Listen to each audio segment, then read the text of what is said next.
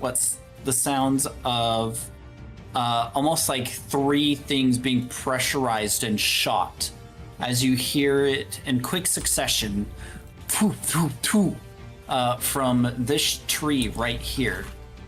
As you see 3 nuts come flying through the air at Akari.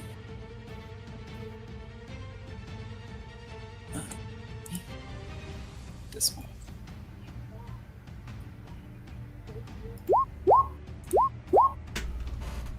Those should be whispers. Nope. Not this time, apparently. Just DM problems being DM problems out of my pay grade. Hit a forgot to switch over a single freaking thingy.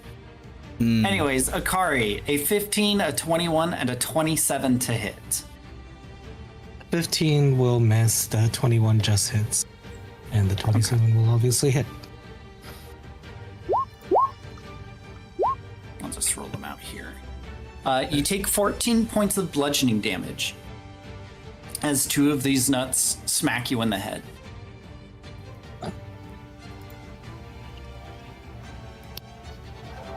And then the bush goes silent. Arhiho, you're up.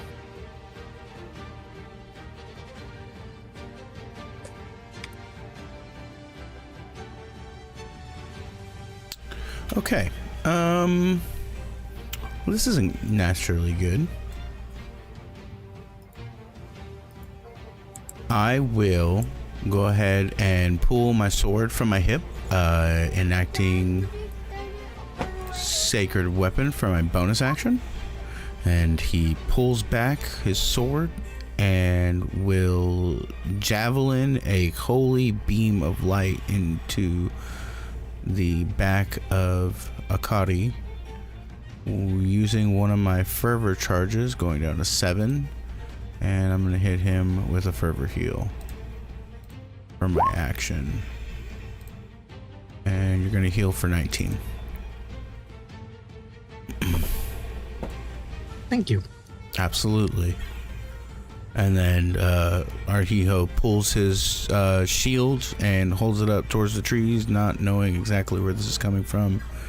Readies himself. I'm going to actually, like, instinctually step in front of Sparky and put my shield up. We gotta help, gotta help the weak guys. And I'll pass my turn. Thank you. Yeah. Yes, stay behind me. Sorry, I haven't gotten into character yet. Hold on a second.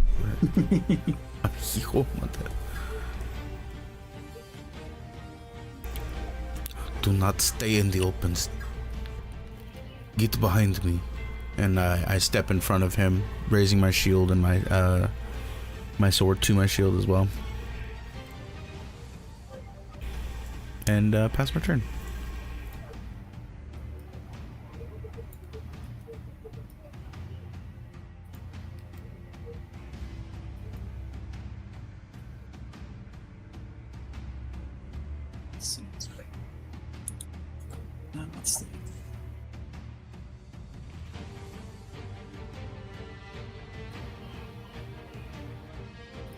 Okay. From this bush down here, you all see as this strange plant-like creature emerges. It appears to be wearing garments made of flora and other leaves and plants, and affixed atop its head is a large plant-like sprout. On its face are 2 orangish glowing eyes, and for its mouth appears to be these spherical, like hollow branches as it pops out from the bush And you see as it comes charging up towards Beat, and it is going to make a spin attack.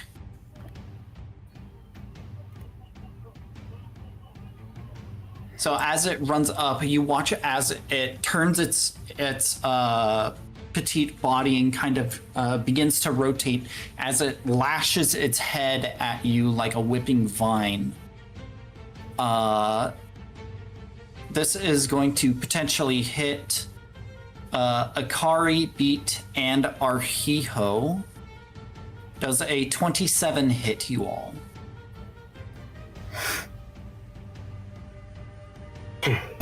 Yeah. 27 definitely hits. That goes in with that meme content DM rolls. Like asks the wizard who he knows has like all of maybe 12 AC, does a 32 hit. Mr. Wizard does a 32 hit, yeah. Hey, you kind of wizard out of your mouth, okay? All right, you three take 14 points of slashing damage. And I need Beat, Akari, and Arhiho to give me con saves. Oh my. I came in here to fight other dude, and there's just so much stuff in the way. Mm-hmm. DM says, like it's nothing. In fact, I could hear a smile on his voice. I don't oftentimes have that ability, but I could hear it. Can I use my my reaction uncanny dodge and get half damage on that? Sure. You said it was 14, correct? Yes, 14 slashing. As So it's... I'll take 7, and then you con save me. Yep. You all pass. Excellent. As it whips through all three of you, and then it is going to bonus action disengage and begin sprinting.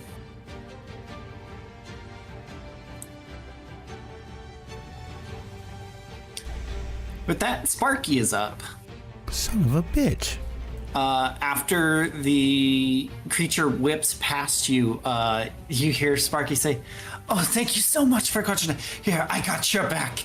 And you watch as in his palm, this almost sickening purplish lightning begins to develop as he is going to unleash. He'll unleash this one here.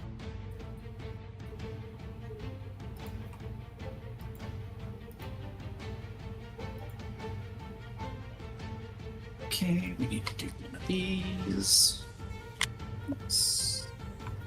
It fails. So it takes... What's this?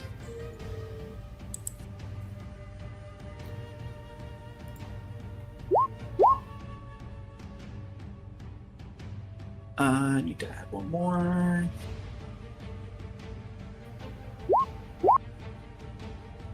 Yeah, as he unleashes this bolt of lightning, and you watch as it crackles across the swampy marshlands and strikes into this creature.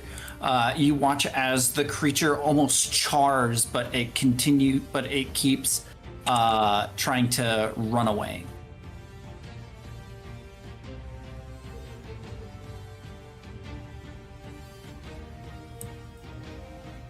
That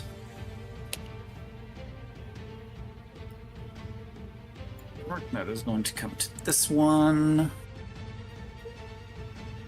It is going to make some shots at Sparky. As once again the sound of the shots come out That is 2 hits and a miss. Are either of these or any of these magical? No. Actually, the attacks from the creatures? Yeah. No, they are very clearly non-magical. Okay. Okay, so Sparky takes 3.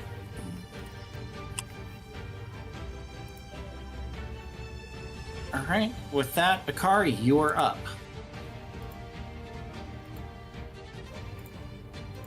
Okay. I think I'm gonna mentally message Oro real quick. Just be like, well, anytime you wanna take this guy down, just let me know. But I'll get these things first, I guess. And he's gonna run after the one that like rolled through us. So 10, 15, 20, 25, 30. You're amazing, Akari. And just sorry, I guess. And, I'm gonna try and hit it with Booming Blade. This thing looks like it's on its last limb, by the way. It's okay, it's a cantrip. Good man. Don't waste perfectly good spell slots on this poor little beast. Oh my god, it's a 12. That will miss. Yeah, this is weird. Wow. Yeah, you were so overcome with grief of having to hit this poor thing. You just couldn't bring yourself to do it. Don't worry, I'll with do a it second for swing. us. Yeah.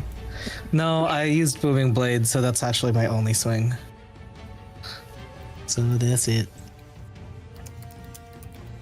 My bad. That's my turn. All right. That it is now these ones' turns. Start with him. How is he gonna do it? How's he gonna do it? Okay. From just in front of you, Arhiho beat. You hear the sound of rustling as another one of these creatures pops out. And it is going to run up and do its spin.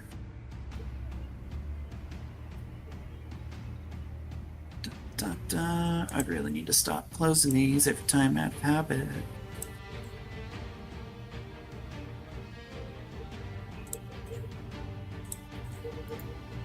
That is a natural 1, as it misses both Arhiho and Sparky. And you watch as after it quickly spins past, trying to whip you with its branches, it makes its way over towards the swamp where it jumps out into the deeper parts of the water almost willingly as it begins bouncing across the water. Get it, Queen? I'll have everyone except Akari go ahead and give me a perception check. On that?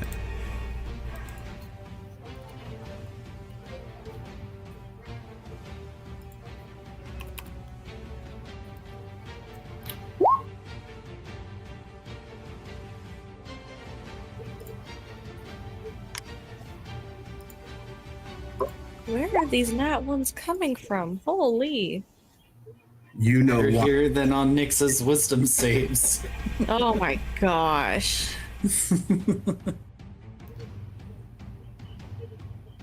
Dee Dee, remember when you didn't eat the fish last time? Fish has omega-3 fatty acids. That helps your brain. Clearly not yours. Damn. Dang. With an 18, Oro, you notice motion in this bush over here as 3 nuts come flying out of the air towards you. Hell yeah. Banana bread at work, bro. Hell yeah. Not on my face. Oh my.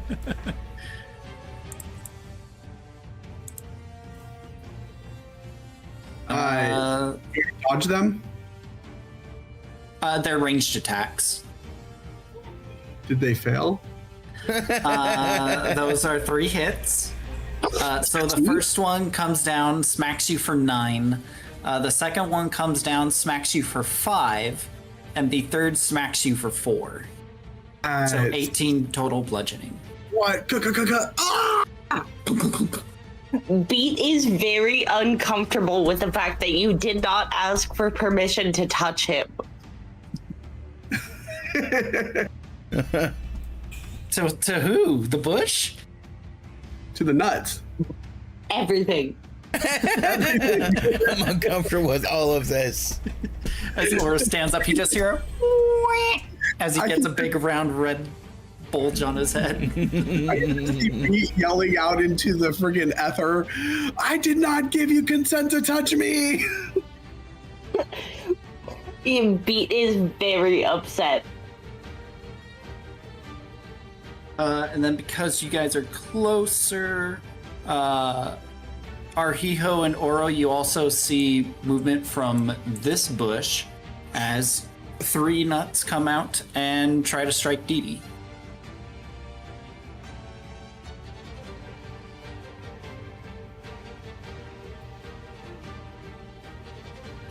That is a nat 1 miss, a 27 and a 26 to hit.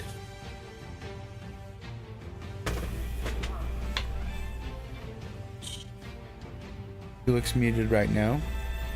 I'm pretty sure those Dee Dee? second 2 hit. I said, ouch. Yes. First one hits you for 4, the second one for 8, so 12 total. Ah. And with that, Oro, you are up. Okay, fantastic. Thanks for So joining, Tucker first Board. things first, I'm the realist, and I'm going to, don't everyone laugh at once, but I'm going, where are they located? They're in the, You know of 2 right now, here and here. okay, so I'm going to go, Dee Dee, you're on your own, and I'm gonna run over here, and can I take kind of partial cover behind these bushes right here? Sure. Okay, I'm gonna do that, and with my Melts Minute Meteors rotating around, I'm gonna take 2 of them, and with my bonus action, I'm going to fling, extending fingers like finger pistols at the bush down here. Okay. Because I know Melts Minute Meteors is a dex save, I'm gonna have them roll with advantage because you don't know exactly where they are. Oh, I'm not happy about that, DM. How? I'm sorry. No, you're good. Okay.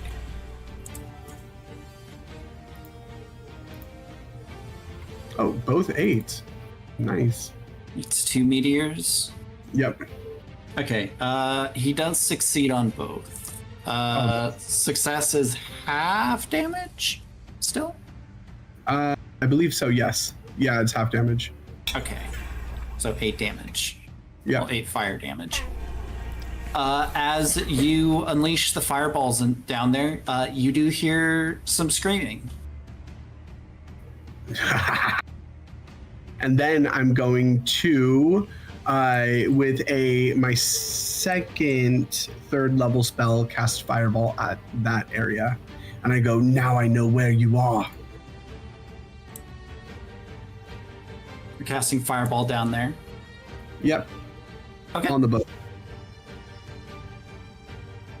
Fireball is 20-foot radius, yes? Yes. Okay. So that will be That is 1 pass, 1 fail. Damage is 26. As you cast Fireball down on that bush, you hear the sound of a quick scream before it cuts out as the entire bush erupts in flames, explodes.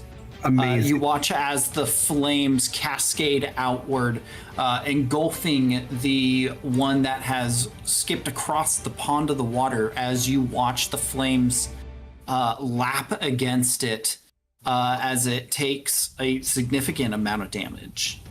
Beautiful. And then the last thing that I would like to do with my turn is, am I able to respond to your message, Akari? Or is that one way? Yes, you are. Okay. Hearing that, I'm going to say, Akari, you are amazing. Thank you so much. I am not sure that right now would be the most opportune time, as we still need to figure out where exactly Bizitut is. And it seems like he is leading us to, in that general direction, and that will be it. I believe that was 24 words.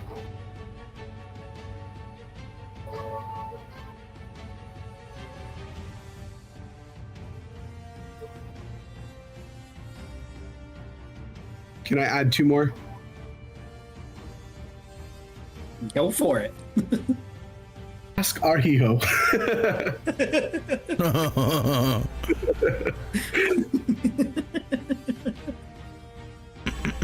at that little slimy. Gotta walk your own path. I'll take out this guy whenever we need to. That's my turn. All right. Yeah, Good Day is in a corner, just like frantically thrashing at her bonds. Just.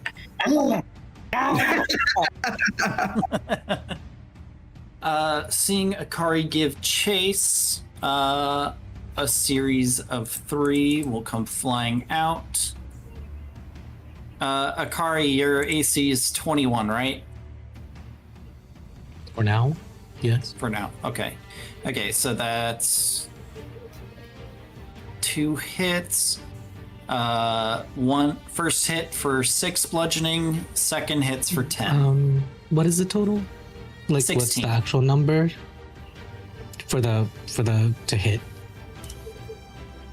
26 and 25. Sorry. Yeah, I'll take it. Take it. You got some sort of souped up shield somewhere? No, I just have a lot of health. And Oh, okay. if I cast shield, I get to 26. Yeah. Okay, gotcha. All right, that's that one. Blocked one of So those yeah, hits. he kind of does Yeah, have a it's shield fine. to pull out from somewhere. Yeah, it's. I'll describe it later. 3 shots come in at Sparky.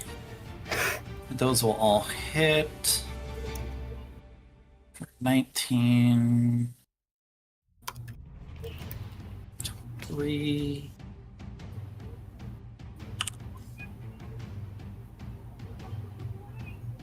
Three more shots will come out towards you, Oro. They all miss. Right? That's 2 miss and a hit. You take 6 bludgeoning. Didi, why didn't you block it? As 3 nuts come flying towards Dee. I'm not your personal shield. And then I get hit. That's a 20, a 26, and a nat 20. Yeah. Oh, dang. So that's 9, 5 for the first 2. So that is 14 for the first 2 shots. The critical hits you for a total of 20. Ooh. And with that, Dee Dee, you are up.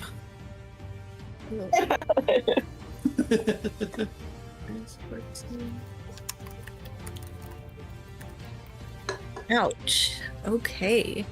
I'm gonna have to ask you to burn this forest to the ground. We need to have spell slots and stuff to do when we get to the big bad guy, and I'm gonna have to. We're taking a whole bunch of nuts to the face. This is not okay. Oh, what a quote. DM, can I? Clip that.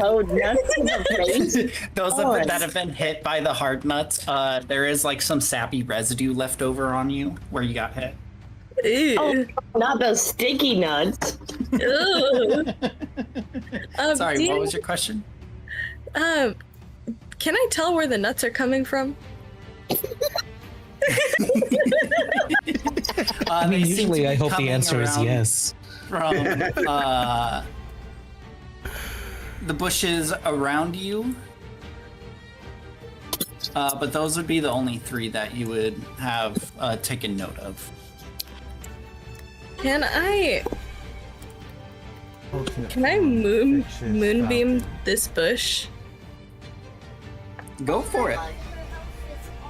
So, Where are you placing your moonbeam? right over this bush right here.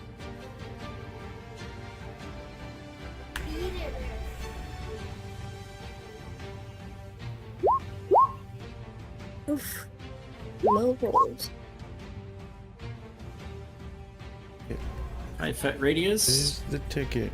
This is perfection. I always get confused about the actual size of this. Yeah. It's like a little personal circle. Thanks for joining, Colin. Appreciate Yeah. you. Beautiful. So go. All right.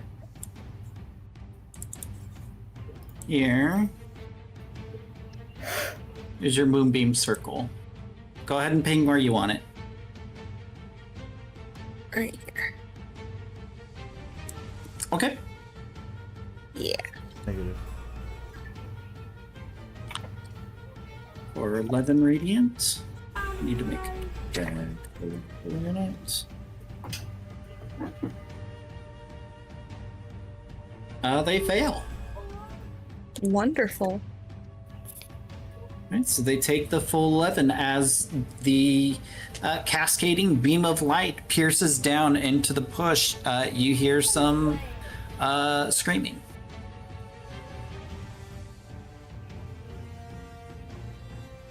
And then I would like to healing word myself because I am at 13 right now. Okay. Oh my! What do you I wish say I to could see your yourself? guys' bars too. I'm gonna say, hold on.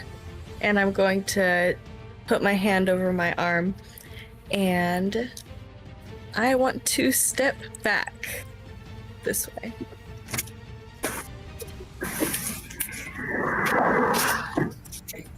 And I will end my turn there. All right. Beat, you're up.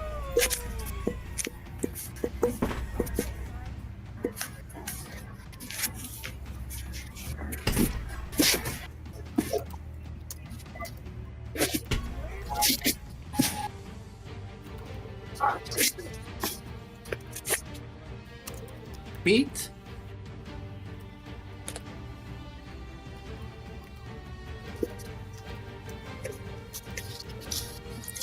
If you're talking, you're like cutting in and out. Yeah, we can't hear you.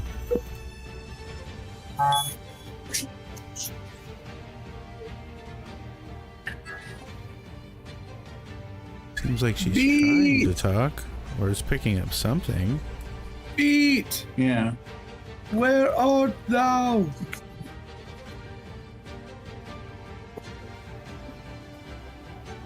Beat? Everybody should use social for this reason.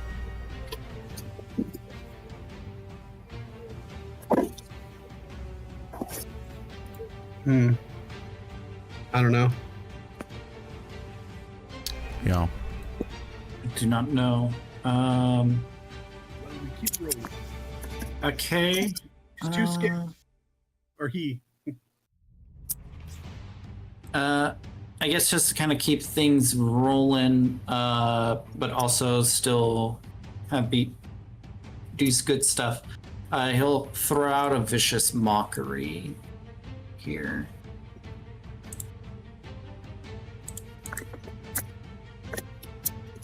Of course, I roll minimum. But he fails.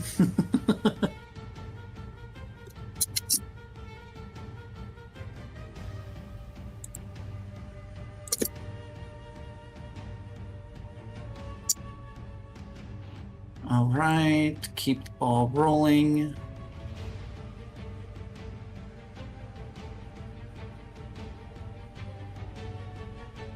From the first bush, 3 nuts are gonna come shooting out. That is... What is beats AC?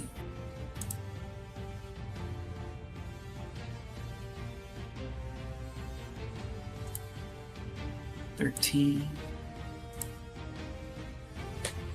No more nuts. Okay, all these are gonna hit for a total of 26 to beat.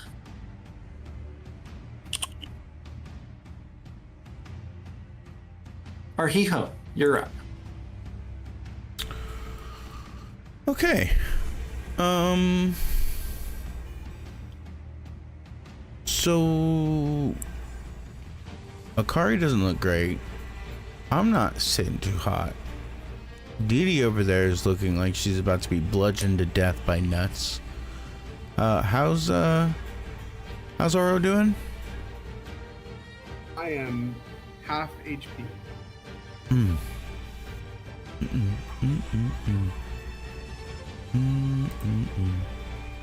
We're gonna have to find a place to take a rest at some point, cause I'm gonna have to use some slots.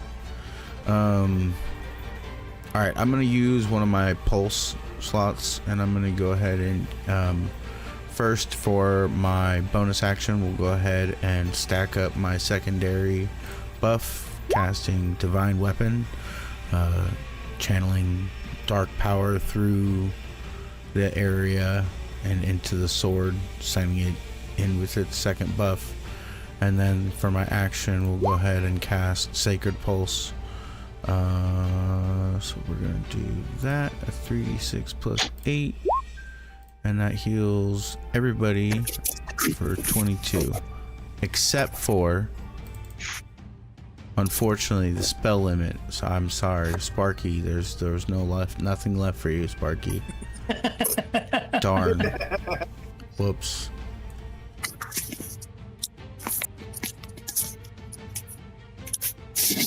That's okay, my friend. I'm very resilient.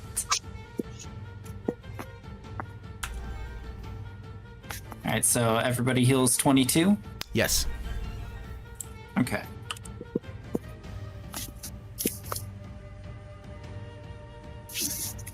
Yeah, great. Yeah, Akari is just in bounds.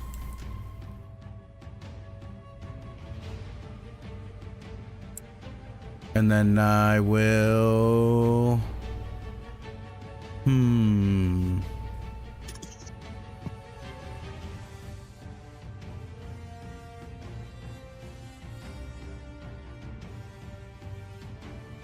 I have movement. Something already came out of this tree, right? Yes. And as of right now, from our perception, we've seen something come out of this tree and then this tree, correct? This tree is blown to smithereens. Oh yeah, okay. This one's on fire. But you've seen this tree and this tree. Oh, okay.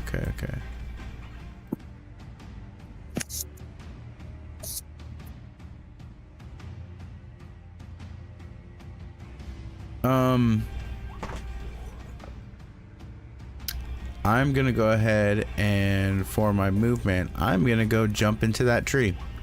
I'm gonna start running. Okay. I'm gonna get past Beat, and I'm just going to hurl myself as high and far up onto this tree as I can, hopefully onto a sturdy looking branch that should support all of this man elf. Okay. And now I'm an elf in a tree. You're for all intents and purposes an elf on a shelf. I am. Arheo turned into the Keebler elf. I'm trying to find these stupid nut throwers. I'm in here. I'm searching. All right. I'm pulling back bushes. This place needs to be trimmed.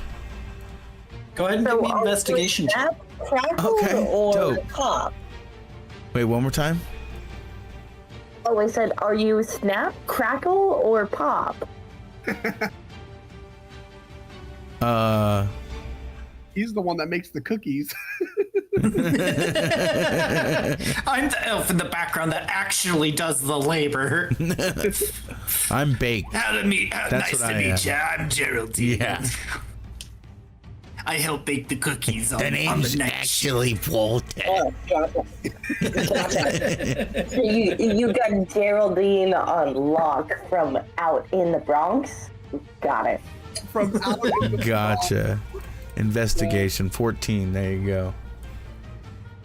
You dig through some of the leaves and the foliage, trying to locate the creature that could have possibly fired off these nuts, but you're unable to find anything.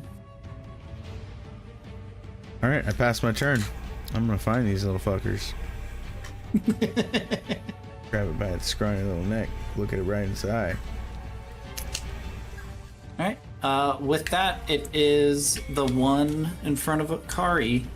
As you watch it, as you are pursuing it, Akari, you watch as it very quickly kind of turns around. I need you to give me a Constitution save. Uh-oh.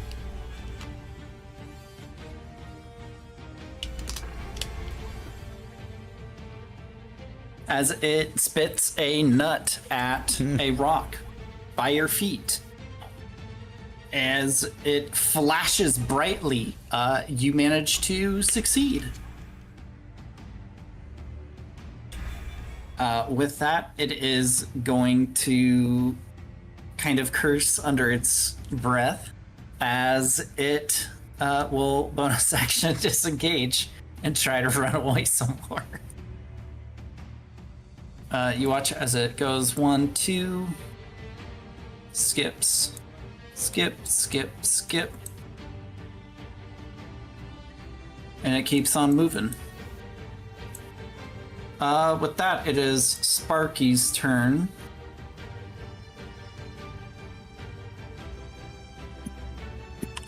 Let's call this.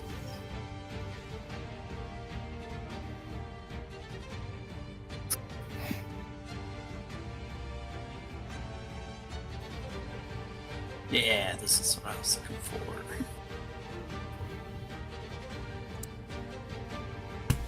You watch as Sparky kind of hypes himself up a little bit as he kind of jumps up and down, and you almost see as he almost seems to speed up a little bit as he goes rushing down, and he turns and holds out a hand towards this one down here, and you see 3 bolts of lightning shoot from his hands. Those are 2 hits. That's gonna be 3 hits. As you watch Sparky blast this thing with these 3 electric bolts as it goes, as the body slumps over, and you almost see as the body almost kind of explodes into like this bark and plants as it disappears.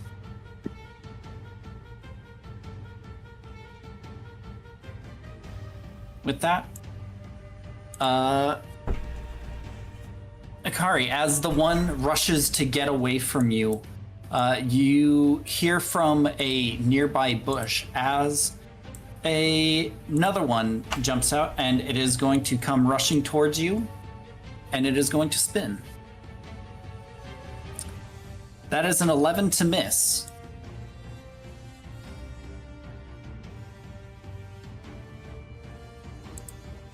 As it will then bonus action and start running away.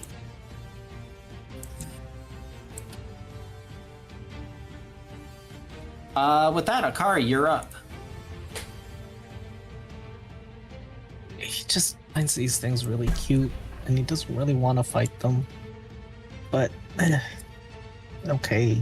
I mean, we could just run away. Always You don't always say that.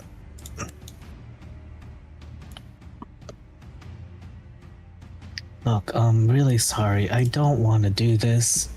And I think that's that's what's happening with my aim. But Oh, now's a point of pride. Oh, that is true, Arhiho. You're jumping into the moonbeam. I totally forgot about that. Oh.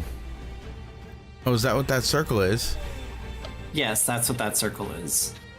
Ow. That's probably not going to feel too good. 25 this time. 25 will hit. Okay, wonderful.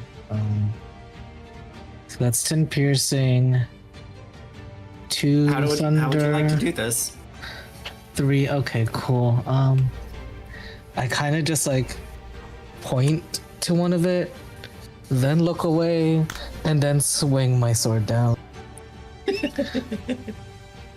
Sorry. I'm sorry.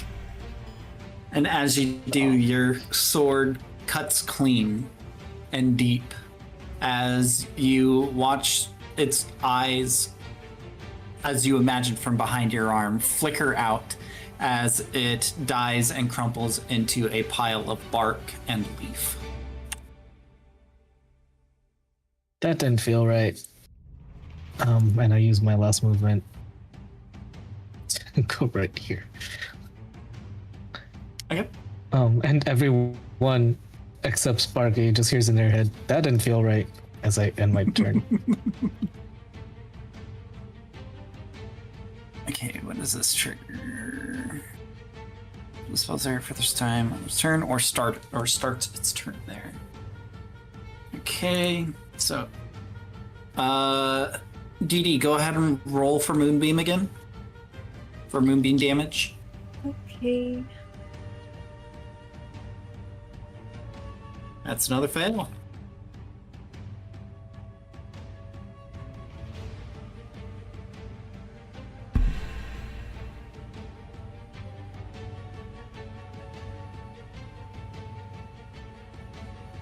Okay.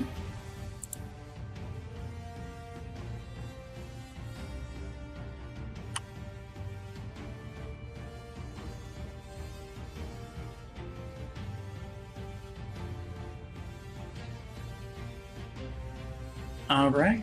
With that, it is, sorry, Arhiho, you hear another screech come from the bush as you watch as this plant-like creature comes darting out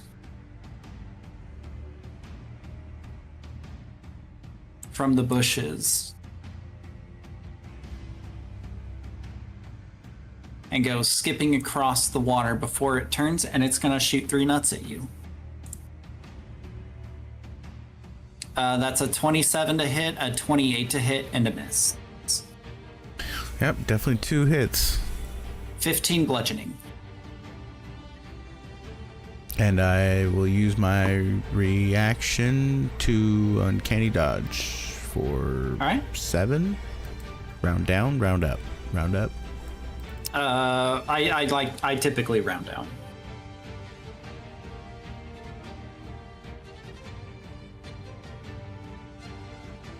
So round down to 7. Yep.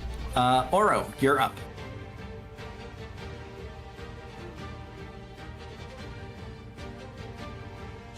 Okay, fantastic. So once again, I'm going to. Is the bush that I cast fireball on still burning? It has, for all intents and purposes, been completely destroyed. You can see where the tree and the foliage has been blown out, and a small crater is left as some swamp water slowly trickles in. Okay. Are the creatures there dead? Can I see? I mean, it's the middle of battle. You can go over and investigate it if you want. Okay, but I can't, from my vantage point, I can't see them. You do not see a body, no. Okay. I'm going to assume that they died, and I'm going to... Where else are we getting shot from? That you know of, up here. Okay.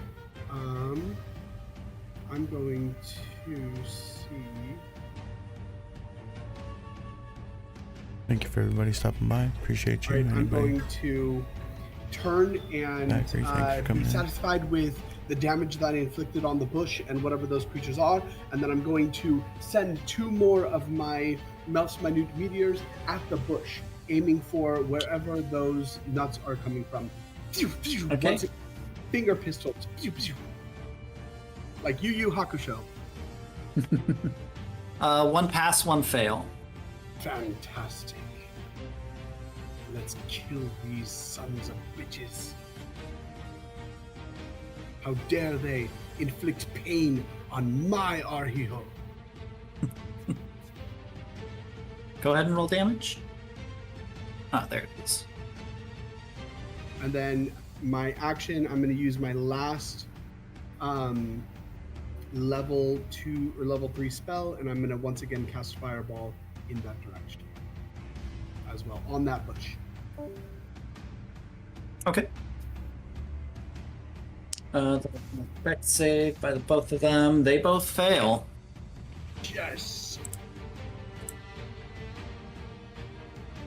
As my hands come back in and I put my palms together, one hand facing to the left, one hand facing to the right, hovering over each other, and I summon this orb, and then my hands twist and turn, and then I Kamehameha as I push the force of my will through the energy, forcing the fireball in that direction. You do so. As the fireball connects, it erupts. You hear, after your meteors strike, a quick scream, and then you unleash the fireball as you hear another loud scream as the fire whips out, also engulfing the one that was running by in front, as very similarly, you completely decimate that area. Fantastic. And then with the movement, I'm going to run here, and I'm going to tap Didi and say, tag, you're it, and then I'm going to run over here to Arhiho. And I'm going to ask, Arhiho, are you okay? Your shield is here. And that's my turn. Perfect. Now you take the damage and I just heal you. Get run over like last time. Right. We'll With run that, it back, bro.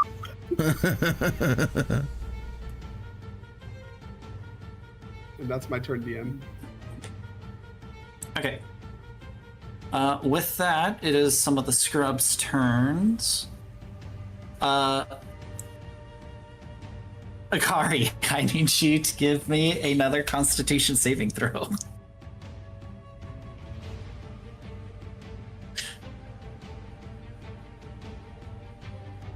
$16. You do succeed as from this bush over here, a nut gets shot out against a rock nearby as it flashes bright. But you are able to resist the effects. Which bush? You'll see in a sec, sorry. Oh, okay. As What? a scrub comes out of this bush. And you watch as it comes running over this way. And then you watch as it disappears again. You hear the sounds of crunching earth. Oh, it's a mouse? Down here in the south, 3 nuts are gonna come out towards Sparky. That's a miss, and a miss.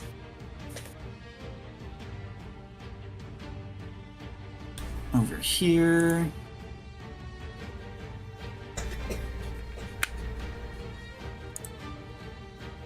Coming from over here, Oro. You're gonna be hit by 3 nuts. A 28, a 19, and a 16 to hit.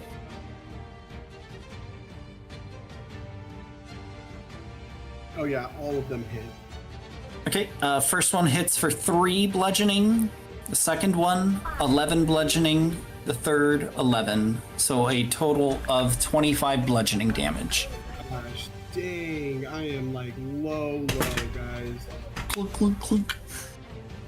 You are going to All right, definitely getting close to the point of burn this place to the ground, or we need to go. I'm at 9 HP. Yeah. Akari, as you turn to face the scrub that had just run away from you, you hear the sound as 3 nuts come flying out. Highest is a 23 to hit. That's the battle hit. Okay. With the 23 to hit, that is a 5 bludgeoning.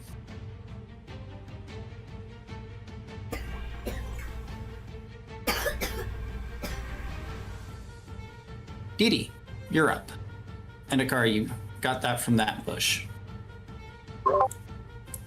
I can see that Oro is looking like really, really messed up, right? Oh yeah, he has like 12 knots on his head. Okay. Would I have seen where the nuts were thrown at him? Like Yeah. where they came from? Yes, this bush. I can move my moonbeam over to that bush, right? I believe so. I believe it said I can use my action to do that.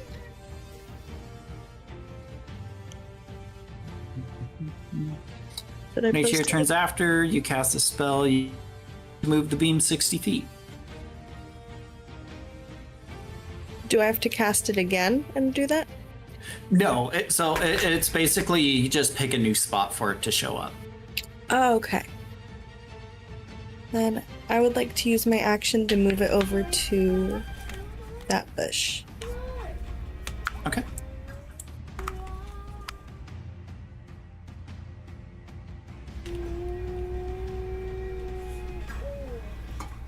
And That's a fail. Go ahead and roll for damage. wonderful.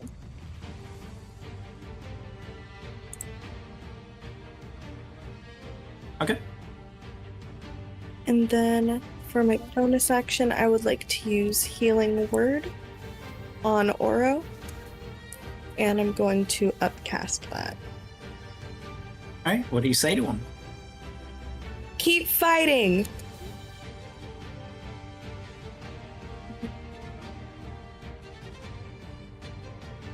We're also gonna have to update your stuff. There should be an extra D4 on your healing word in its upcast. So go ahead and roll 2 D4 in addition. Okay. Thank you, Giddy. You're welcome. I'm gonna respond with, "No, I don't want to keep fighting." Oof. I'm sorry! It's okay. So Oro, you heal for a total of 15. Yes. Fantastic. Thank you so much. You are welcome. And I'll end my turn there. All right. Beat fell out of Discord. Don't think Beat hit up chat. Okay. Who's on board? Beat will just keep up the dissonant whispers. That's a fail. Takes 1d4.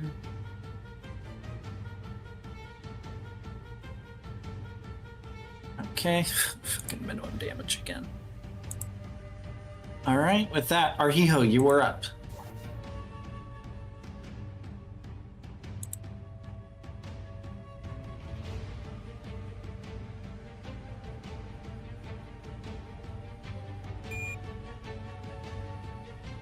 Arhiho? Yep, I'm here. I'm just considering.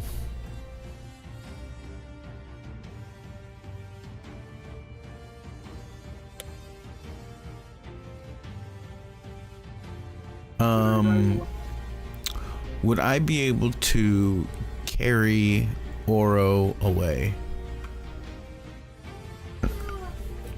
Half movement? I mean, as long as Oro doesn't resist you. To be held in the lovely, luxurious arms of my brother, absolutely not. I won't resist. So, I jump down from the tree, scoop up the chicken-legged, concussed, 17, and then we move over here next to Beat.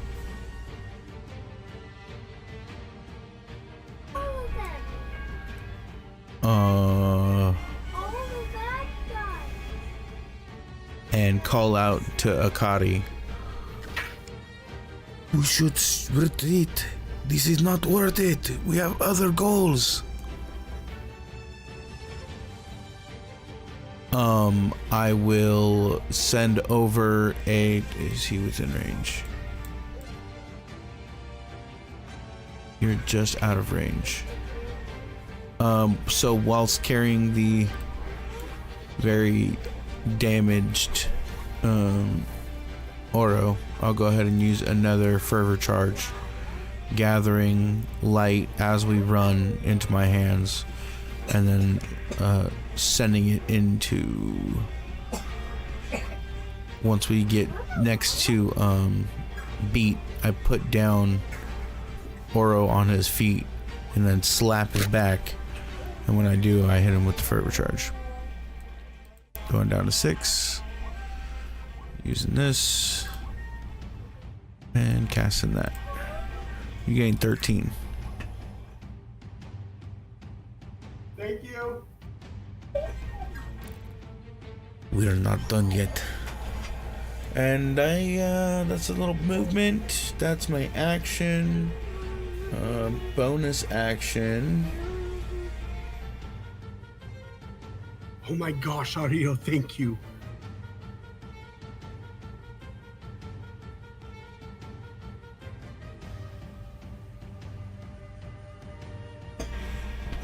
Look. Trying to figure out what else I can do for bonus action. I will actually hold my bonus action so that as soon as one of these things come running, because they might, once it gets close, I'm going to try and force push it away so that once it does its little spinny thing, we have a better chance of not getting hit. And I will pass my turn there. All right. With that, it is Sparky's turn. As you call out that we should retreat, you hear him call back, "Retreat? Nonsense! We're just getting started!" You watch as he reaches into his small bag and pulls out a small vial of red liquid. As he holds it up and he punches it into his wrist, as you watch as this reddish energy begins to well within his arms, as it kind of begins to spread all throughout his body. He says, "Don't worry, friends. You just need to sit back and watch and enjoy the fireworks." As you watch as he launches 2 fireballs, one over here and one over where the moonbeam is. As you watch both hands extend out as 2 fireballs launch out from both of the bushes as they erupt in this swirling storm of fire and lightning. You hear as these creatures scream out. As the fires whip away and disappear, there's nothing that remains but ash.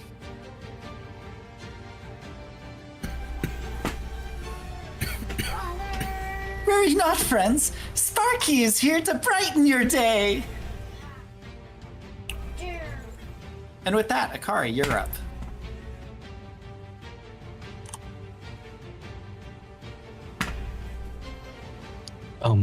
He quietly whispers this to himself. Okay, well, yeah. He is a little more competent than Oro.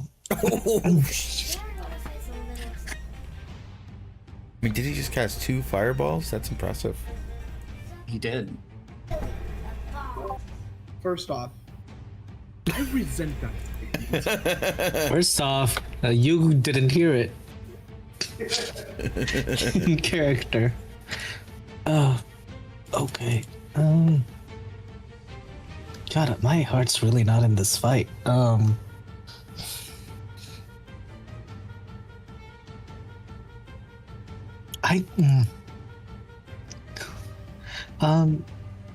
What's it like in here? Like the swamp? Does anything look like it can be lit with a regular, mundane fire? No. The swamp and the vegetation seems to be very healthy. Despite some of the leaves being missing. It is very moist here. Oh, okay. Hate that word. You can feel you can very much feel the buildup of moisture underneath your rock tip. Or your rock pack. No, I know what you did. You put moist and tip in the same sentence. You know what you did. Something, boob sweat. I got what you were saying. Underneath the pecs. Little swamp ass going on. Gotcha. Okay, so the one over here, that fled over here, and then Sparky fireballed that side? No. So Sparky fireballed the one furthest down to the south, and the one that Dee Dee's moonbeam was on. Okay.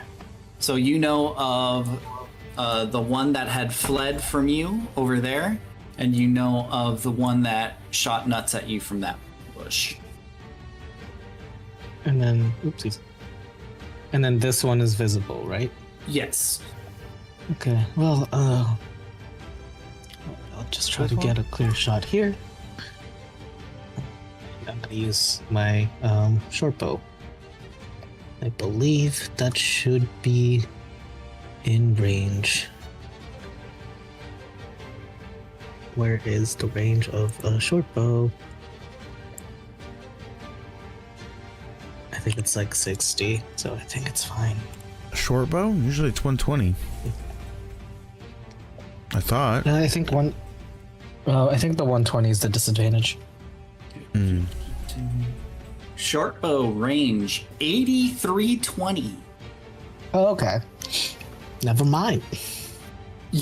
I'm not gonna dox you on that though. Like, Yeah. that's so stupid. Like, if you have your bow, if they're in your face, yeah, I'll get your disadvantage. But if they're like 10 feet away from you, know that they're still a target. Listen. Homie conjures fire out of nothing. I think you having the ability to shoot a bow real good is real, like, it's manageable. Yeah. Your ability to shoot something that is less than 80 feet away from you. Oh my fucking god. That's bad. A miss. Yeah. Stop saying he does well. He's gonna miss. Hey. Some of us gotta be Akari's hype, man. 19. See, there you go. 19 hits. But at first you don't succeed. This is not gonna be a lot. It's only 9. Okay. Yeah. Y'all can tell Akari is not in this fight. Why, Akari? Why? I mean, we're kind Akari, of. you seem to be having some trouble murdering these things. Yeah. I am. You're the only one that's actually done any damage thus far. Everybody else is just getting nuts on the face. He's also a ranger too, so this kind of like sucks for him because these are like living plants. Bread and butter. Yeah, Should so really I'm get just you like in a I. shooting gallery game in Clocktown. I'm good. Yeah. Anything else? I'll like nonchalantly walk. It's like he's not even like running. He's not in a rush. It's just like I guess I'll be over here now. That's it. Hikari's like dragging his feet through the swampy mud. No, how dare you run away from me? Barbecue is questioning his life choices right now. With that, it is this scrub's turn. Look at us, what a capable team. Getting absolutely murked by the guerrilla tactics of the locals. Yeah, y'all got water walk on you. You can walk on the swamp right now. Literally, You're all just sprout my wings and clumped fly. up. You're just clumping up. Why'd save Oro? Like usual. Akari, you watch as the creature comes rushing back down and hops across the water. Makes its way close to the group, and it is going to pause for a second as you see this sappy substance begin to well up from its mouth hole as it launches this large bubble towards you. That is a 16 to hit Arhiho. That's a miss. I need everybody around Arhiho to give me a dexterity save. I mean, you said it's a bubble, right? Yeah. Would you allow So me the to... bubble comes in, you hold up your shield to block it, and the bubble bursts as this substance goes flying everywhere. Okay. Alright. I'm not gonna try. And as it strikes a dex save? loud... yes, a dex save.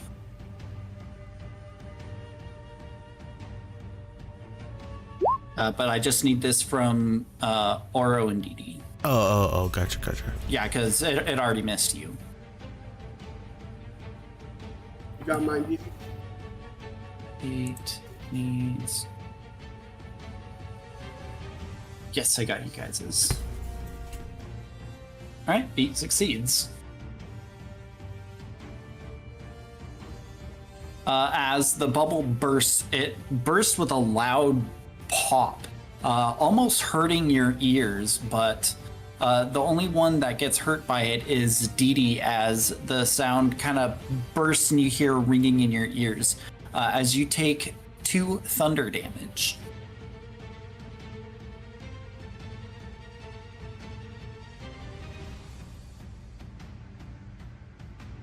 And then it will bonus action and try to flee. Oro, you're up.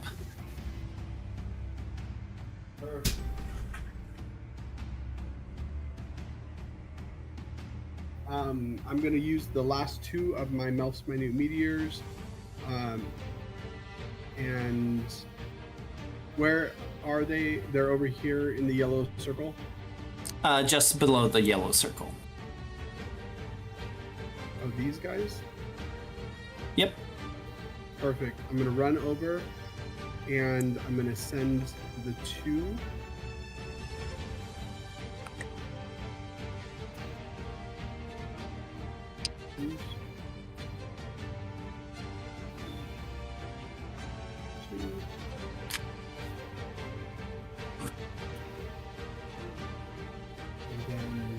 Goodness. Those are fails. Fantastic. How badly damaged do they look? How do you want to do this? Oh, really? For both? Yeah. Both? Amazing. Yeah, both hit. I want to send both of the meteors flying, and they pierce through the whatever head of these creatures, like a headshot, and they complete whatever skin or chitinous body that they may have, like the mask and The bark. I'm sorry, bark. Yes, it's bark. These things are plant-like humanoids. Beautiful. So I want to. And based on the sounds of their screams, fire really hurts. Amazing. So I want to pierce through the bark and leave this scorching hole in their forehead, and watch as their body they go rigid, and then they fall backwards. As the body slumps down onto the ground, and yeah, they perish. Very nicely done. Ha! Dee Dee, did you see that? That's how it's done. Well, I'm showing you how to do it. And I blow on my fingernails and I rub my robe with my fingernails, all pompous, and I go, yes, it's okay, Dee Dee. No thanks needed. I saved you. Thank you, our hero. Very much. Yeah. Great job. Great job. And I kind of just side-eye him a little bit. No words, just a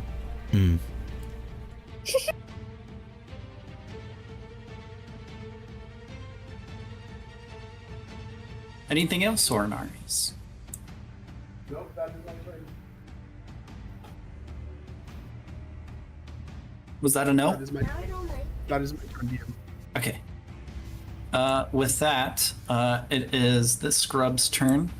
You all hear the kind of like a crunching of earth as this scrub comes popping up from the earth.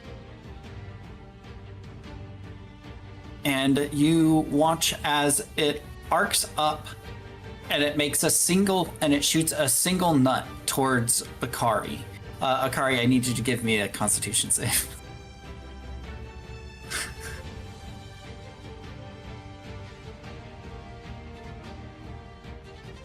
Yeah, you pass. As it is going to start fleeing out into the swamp.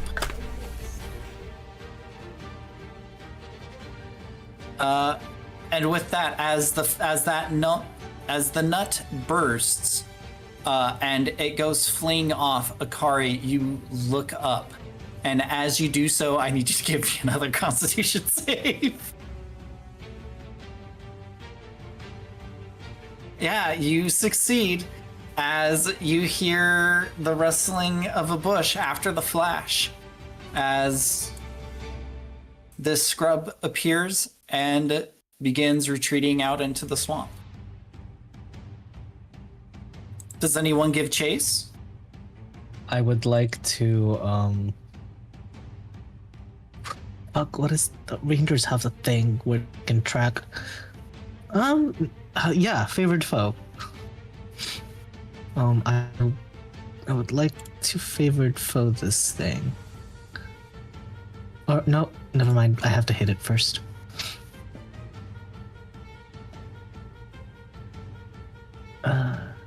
Yeah, never mind.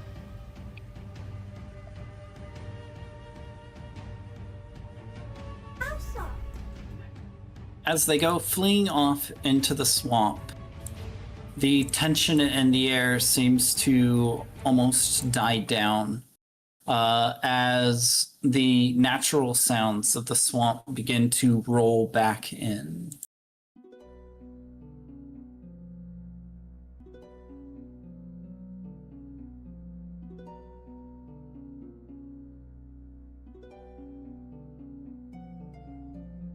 What are you all doing?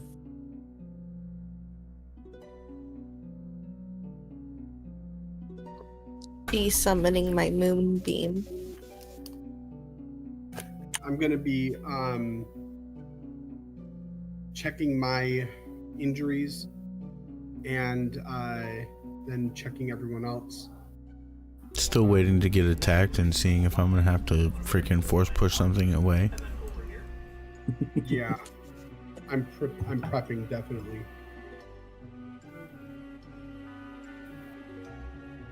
As you hold on to the tension that you were just feeling, waiting for something, anything to come out and strike. Nothing does. I'd like to check the pile of the Deku that died here that wasn't on fire. I see if it left anything important behind. Yeah. Go ahead and give me a nature check. Guidance.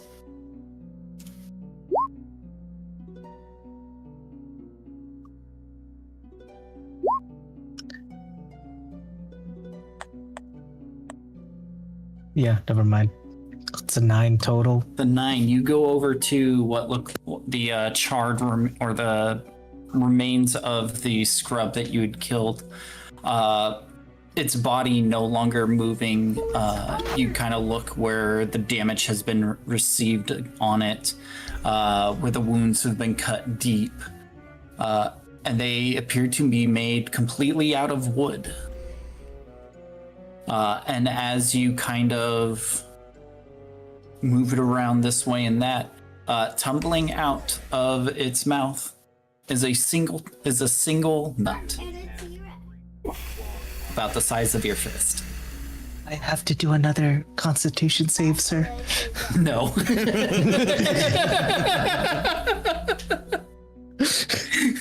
As funny as that would be.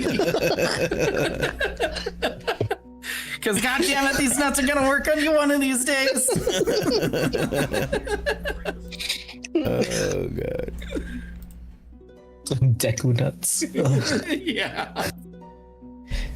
I'll pick up the seed and be very careful with it. Go ahead and add 1 Deku nut to your inventory.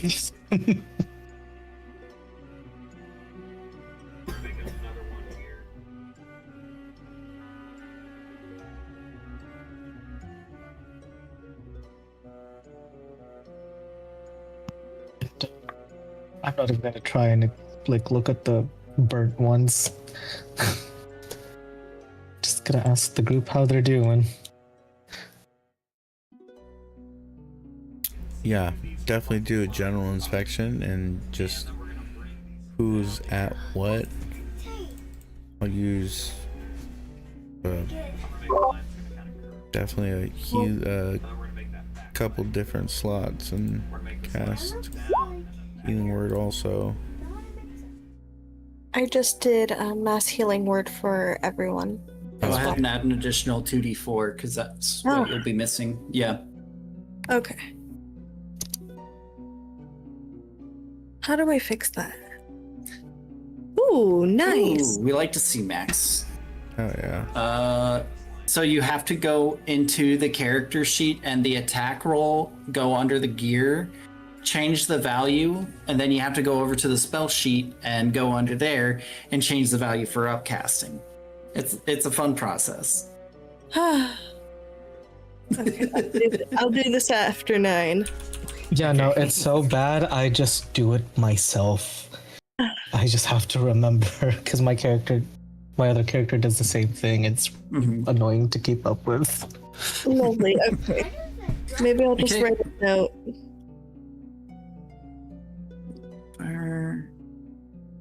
Okay, we're doing mass healing word. I believe that's 21 total. Very good. Yes, it is. Didn't you just post mass healing word? Oh, you didn't post the spell box. Oh, my bad. Here. But it includes everyone.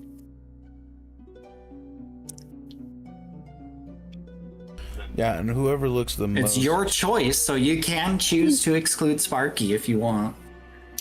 Just saying. While he's there, I might have. Because you'll be healing everybody for, what is this, 21 points of healing? Yeah. Nice.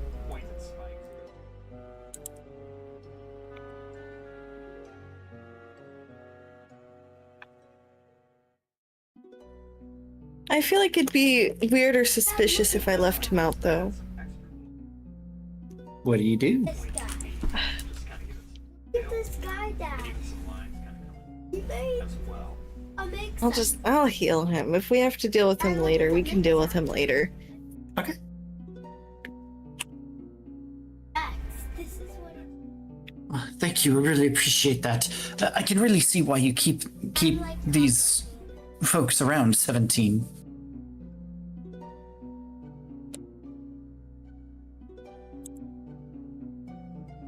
Oh yes, they have come quite in handy on many occasions, and they have become more than just accompaniments for the mission that we are on. They have become compatriots, friends. But you can see why. Quite useful indeed. I walk over and I start like looking him over and like thoroughly checking him, taking his pulse, making sure like I'm just Give him gonna a complete checkup. yeah, exactly. Got to make sure boss is okay.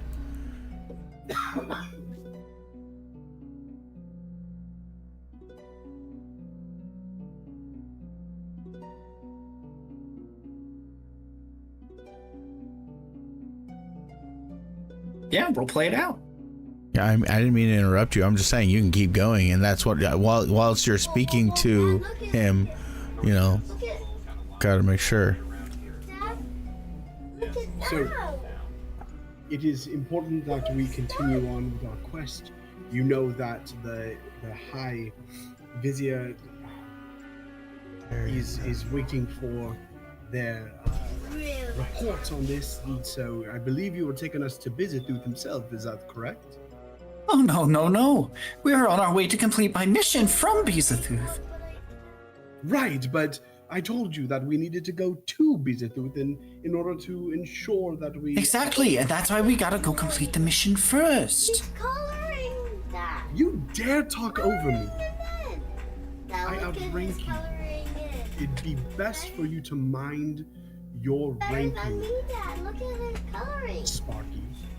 Give me an intimidation check. Oh no! Can I have advantage? Oh my gosh, wait, I want Oro to succeed this. Can I shoot a dirty look, or like you're talking to my boss like this? Like I'm sitting there like checking his vitals, you know, and sensing the escalation. Gives as much intimidation, background as possible. Fishing for Yes. advantage. Do it.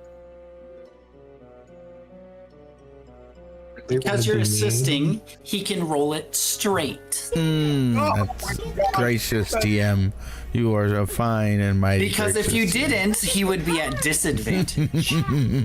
I was gonna be like, can I It's actually only, make it roll it's only straight? because of his choice of words, specifically. Great roll, Oro. Great roll. Yeah, I was gonna be What? like, wait, can he roll this straight? Because I'm gonna back up Sparky. What? What? Yeah. I'm not going to, because you got it straight. I But like, yeah, didn't you're fine. speak over you. If anything, I don't see why you're trying to escalate something, but that's beside the point. If the sooner that we actually complete this mission, the sooner I can actually take you to Bizatooth. Otherwise, you're gonna have to go on your own. And what did you say your mission was to do? Well, to eradicate those things, he says with a smile on his face.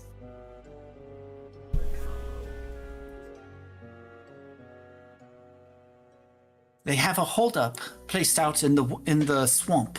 We are currently on our way there, and we are going to set up a little surprise for them. You missed the Godzilla mixed it with dinosaur. Now this is Godzilla mixed it with When what does the group look like for when he's saying that? Blippi. No, it's not Blippi. Arhiho kind of looks from Godzilla plus DD to Oro or 17 to Beat mixed it with. to Akari. You made the blue. Like, do we really want to follow him? The blue mixed it with Godzilla. Godzilla mixed it with. I'd like to know where these guys are holed up. Then And we should. I don't know. We just had a fight, so feelings and tensions are pretty high. We should just breathe. Sparky did a pretty good job taking care of some of them, so I think we should all just calm down a little bit. Adrenaline's high. And then while Kari's saying that, he whispers into Arhiho's head and just like, we just saw what he did, casting 2 fireballs at once. We don't want to mess with him right now when he has edge. Truth.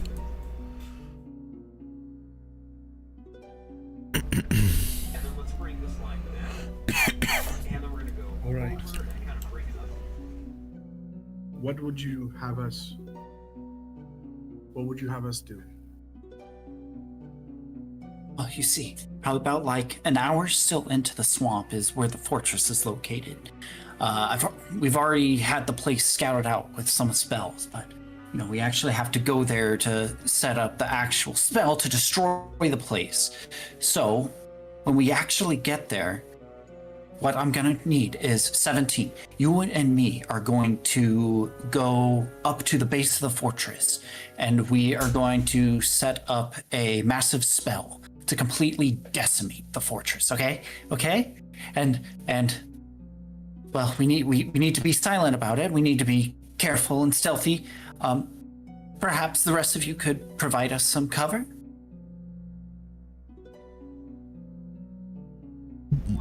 Whatever he says, we'll do. My job is to watch 17's back. If the others are comfortable making the distraction, I will need to be with 17, for that is my job. I always confer, Sparky, with my team. This is not a dictatorship. We do not run it the way the guilds run. This is a democracy. So, team, are you comfortable continuing forward? Yes, but again, my job is to stay with you. Whatever it takes to get this done and over with quicker to move on to our next part of the mission. All right. Dee.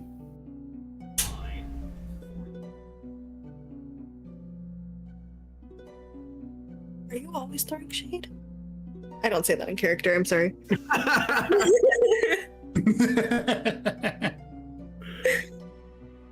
I'm just gonna side-eye Oro. Are you comfortable with moving forward? With a soft sigh. I guess. Yeah.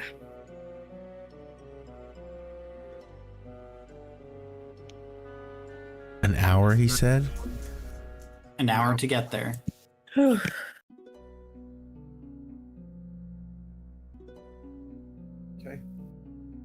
Then we move forward.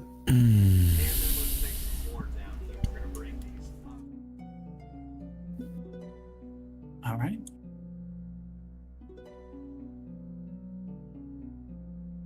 They need to be.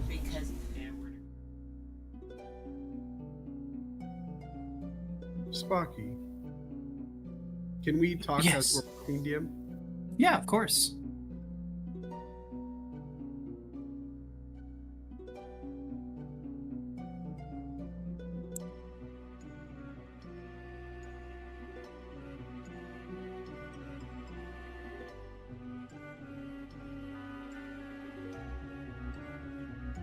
What is it, 17?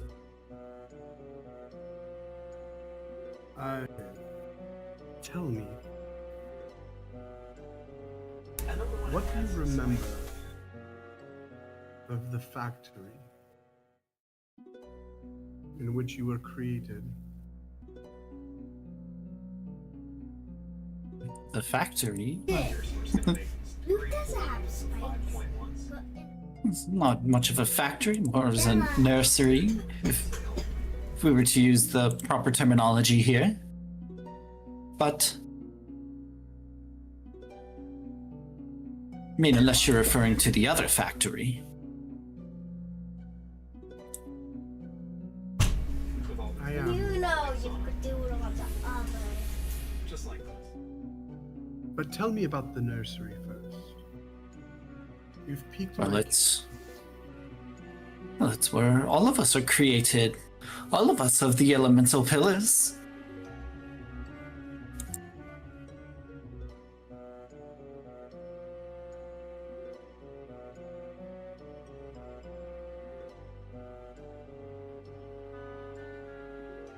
This is a place where Bizatooth created us.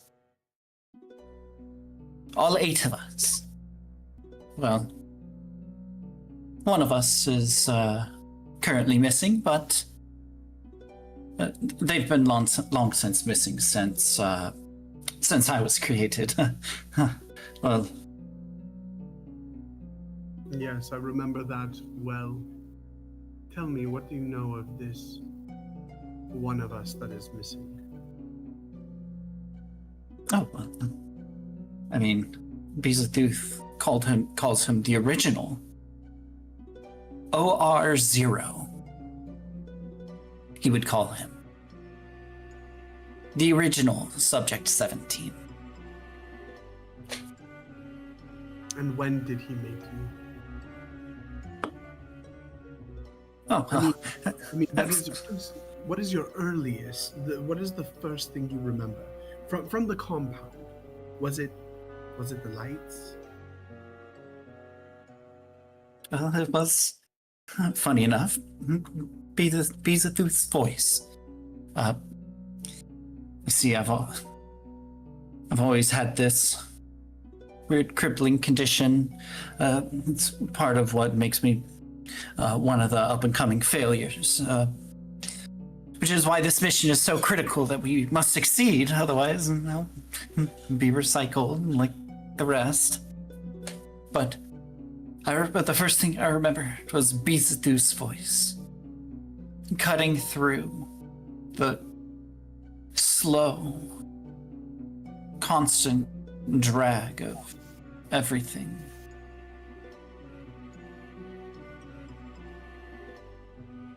And he said, "Worry not, for I will take care of you. And as I take care of you,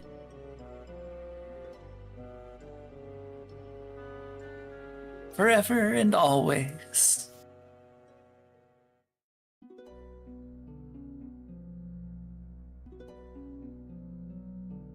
Interesting. Question.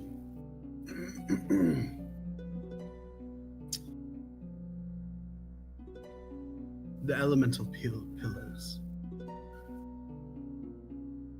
I had wondered whether he would tell others about the pillars. He was, you know how he was with information. He would give you pieces. So he's already told you everything? Well, only pieces. Give me a deception check. Oh, fuck, I knew it. Gosh damn it. Fuck. Oh, no! Oh, no. Continue. Continue, please. Go ahead. Oh, no.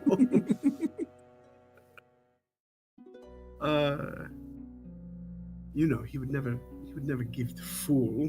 He would let you see the edge of something, and then the procedure would start, and by the time it was over, you couldn't remember what you'd seen because the pain had. I vaguely gesture. Approximately 40% of the conversational work right now is my gesturing. He only ever gave me fragments. He told me about the fire one, obviously, but the others.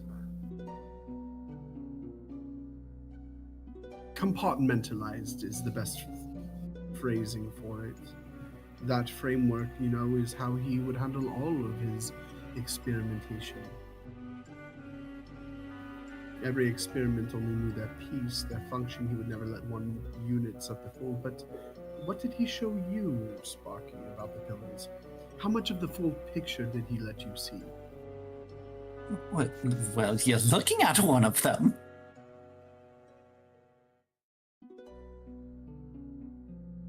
He gives you a bright smile.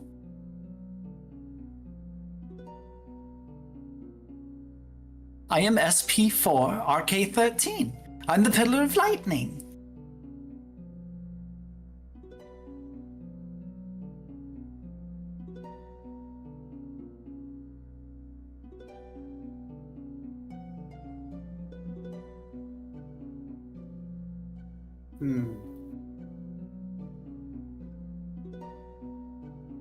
And how long have you existed? Do you know? Well, I've only been in this world for give or take a month or so. Only a month. Well, time's a little finicky here and there, and it's a little hard to calculate the exact increments. You say the 8 pillars, yes? Yes. There's OR0, Sp.4-RK13, K0H4, C00, L3R, BR3, EZ3, SPR0U7, LU M3N, and OD10N. Like, you can see Riho visibly try and like nod his head along and like kind of bop his finger to what he was saying. It's completely lost. There's that was you may as well have been speaking Latin. Can you put that in the chat for me? Yeah. Thank you. Oh, I can't wait to see that. I'm sure there may be some good ones in there. Sparky alone was a pleasure. Oro says, listening into the conversation between Arhiho and Sparky, he chimes in and goes, the lightning designation. And the others, of course, yes, that brings back to memory. Your schema is different from mine. The classification system. He must have revised it between iterations. When my designation was simpler, he had not yet, the taxonomy had not yet evolved to. So when you say pillar, and I'm trying to wrap my mind around all of this, he explained the full scope of it to you, what the pillars are meant to do, what they support, and what happens when they are activated. Because he only ever showed me my piece, my function. He never let me see how it connected to the others, to the lightning, to whatever else he built. Cooler. Ignore the duplicate 17- for LU M3N. I also enjoy those names. Love them. Love it. Breezy. Dare you use Koha? I did. How dare you?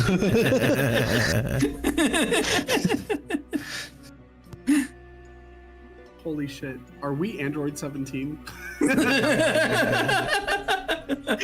Is this really the backstory of the Red Ribbon Army? Who knows? I mean, I didn't know Odeon was a Red Ribbon Army Yu-Gi-Oh nerd.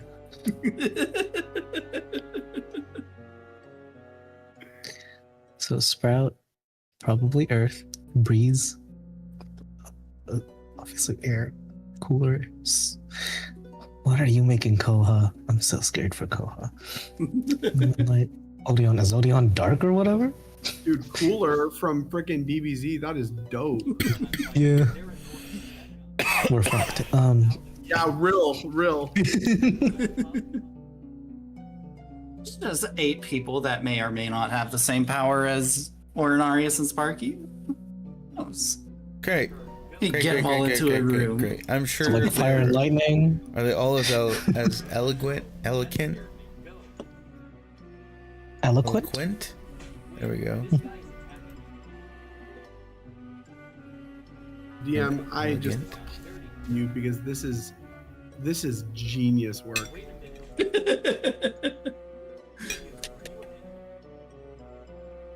To think it all started with you calling Ornarius Subject 17 once. My backstory, man. Can I do like a investigation or insight to see Sparky's temperament, or Yeah. like buying this conversation, because we're speaking a lot about history and stuff like that why is it Subject 17 doesn't know about this?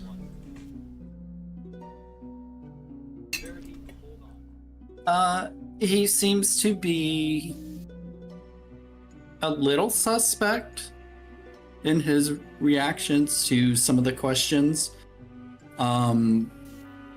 But for the most part, he seems to trust you. Yeah. Okay, yeah. Well, let's go burn this place to the ground.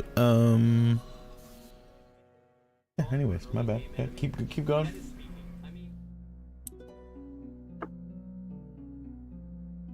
Right, so what we're gonna do is, as soon as we get there,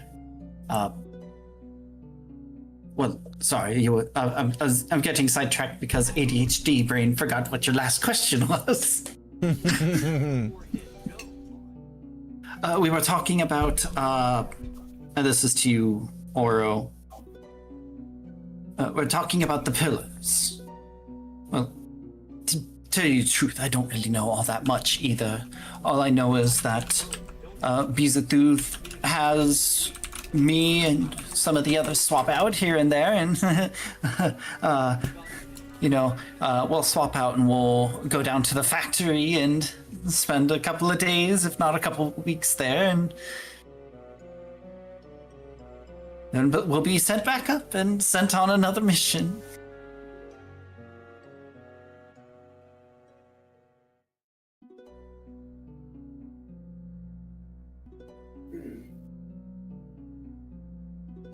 Can I tell if he's telling the truth, DM? You can give me an insight check. Or if he's like revealing or withholding any information. 17.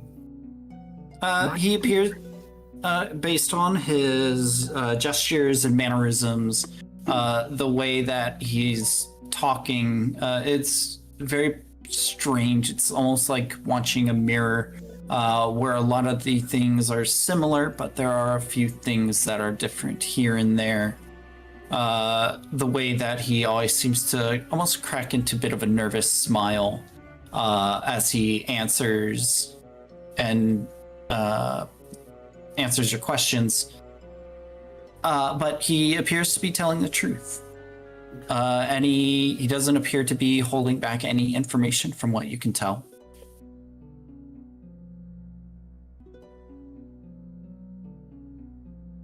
So, back to the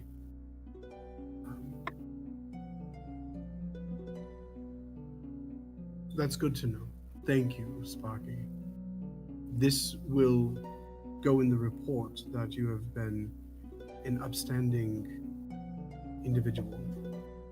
Your schema will be reported as trustworthy and honorable.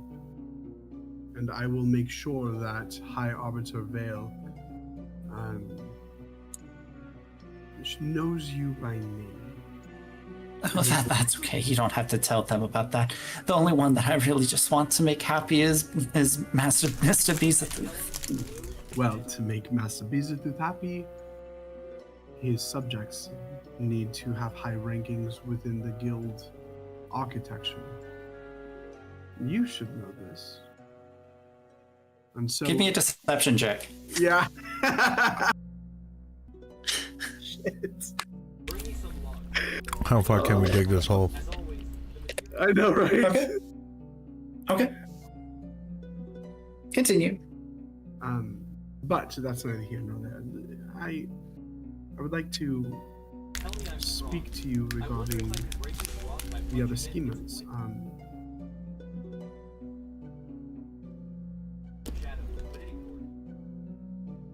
Specifically, 17-C00L3R.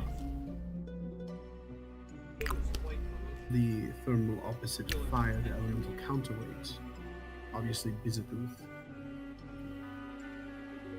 110-1, and so a thermodynamic equation may have seemed to come into his grasp, and 17-BR3-EZ3, air, wind, 17-SPR-0U7, earth, 17-LU-M3N, light, 17-0D-10N. Now this one I do not... The element is not immediately clear from the designation. Earth, stone, something dense, ancient, and foundational. Speak more on that. What, you'd like to know more about Sprout? No. 17-0D-10N and 17-K0-H4. What are these? Lumen and Koha? Oh, well, Lumen is, Neon? oh, sorry, Odeon. And Koha? Well, Odeon he's the pillar of dark, and Koha is the pillar of water.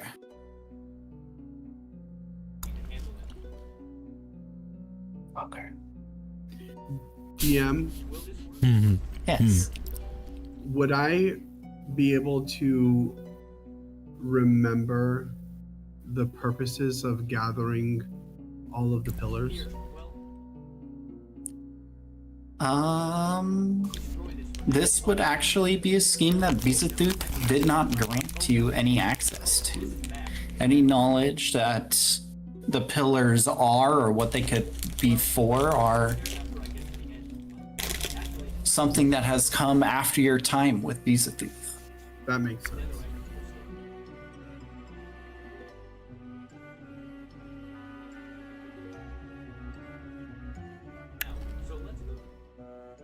Thank you.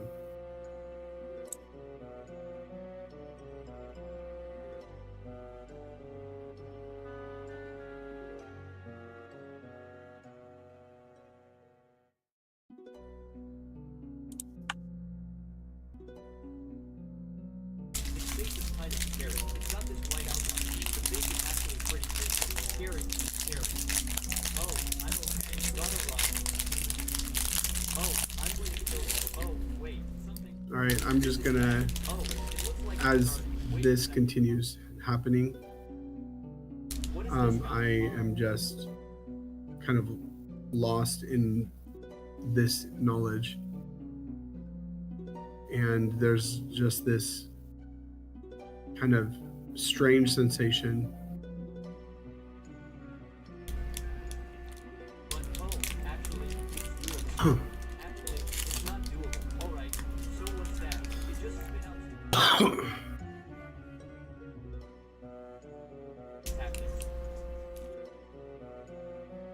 Yeah, and I'm not going to be questioning anymore. He already has the guy suspicious enough. I'm supposed to be the help. Help doesn't ask questions. Help doesn't ask questions. He makes sure everything's okay.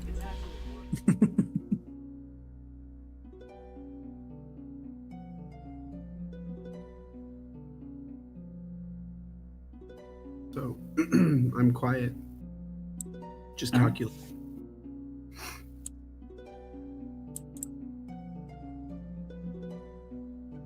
How about the rest of you? Quite concerned, honestly. Dee? Akari?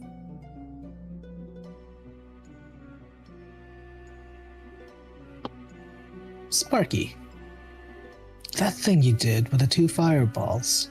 I'm not too educated in your guys' models and your capabilities, but what was that? Oh, it's one of my specialties, you see. After a brief bit of a build-up, I more or less go into almost like a hyperactive mode. Are you familiar with the spell Haste? Yes. It's very much like that. Interesting. Usually when I try to cast 2 powerful spells, I would hurt myself, so that's quite impressive. Oh, well, we are made to be quite resilient. Unique to you.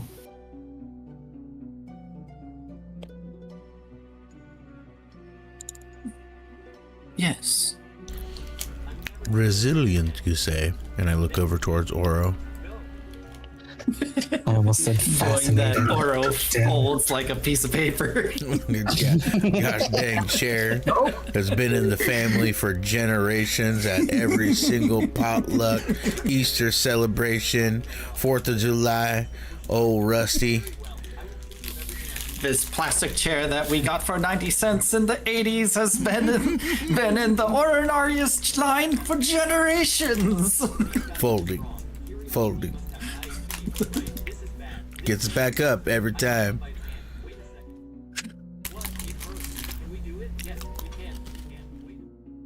You know what? I'm doing my best, Aki.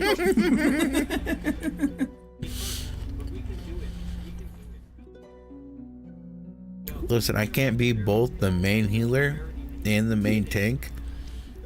So as much as you're not a tank, you just still absorb the damage so good. And it's like a lightning rod. You put Call it out it a there. damage buffer. Yeah. It's perfect.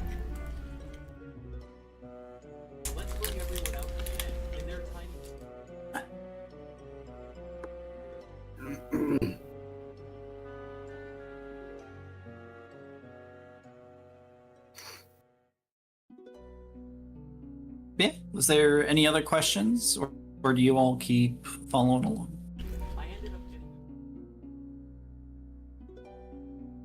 I think we just follow along. What is the best thing to do if we get the ambush again? They use these crazy tactics of hit and run. And advancing to them. Chill, dude. Oh, you see that's the best part of this is that once we're done, they're not going to be able to do that anymore. We've already fought off their forward company once.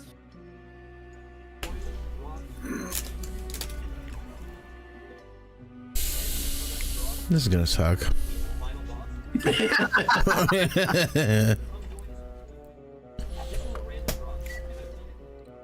It's walking later. This is gonna suck. All right, we're here.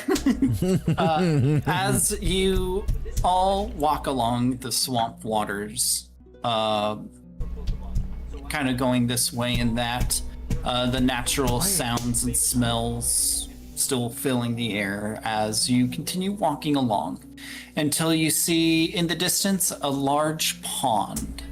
The waters in the pond and the surrounding areas, and actually all of the waters leading up to this point for at least the last 20 minutes have changed from this like greenish blue swamp water to this almost like a fetid purple.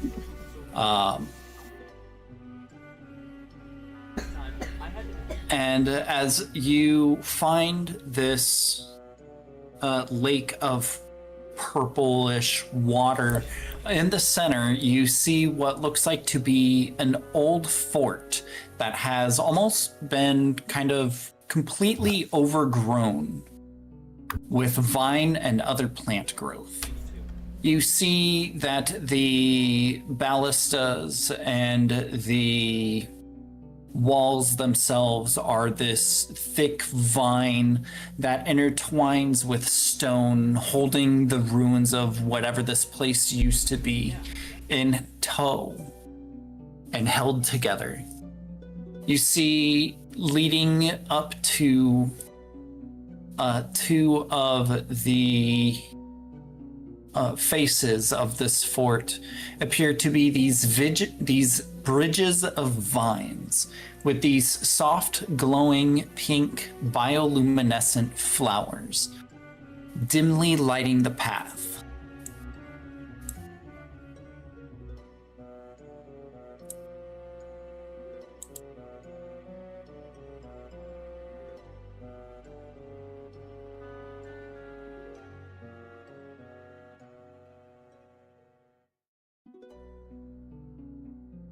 And as you approach, Sparky stops you just shy of the water's edges and just safely out of distance for any potential lookouts. Okay, so here's the plan. 17 and I are going to sneak under the bridge and get close to the fort. The problem with these scrubs is that their plants are very difficult to get through. So we're going to have to make some augmentations to the fort itself. 17 and I, we will sneak up to the fort and we will prepare these augmentations and prepare a welcome gift from Bizathuth to them. The only problem is that it's going to take about 15 to 20 minutes. And if we are up there for too long, there's always the potential that we might get seen. So I would like for you all to head in and cause a distraction, if you will. Keep their eyes off me and 17.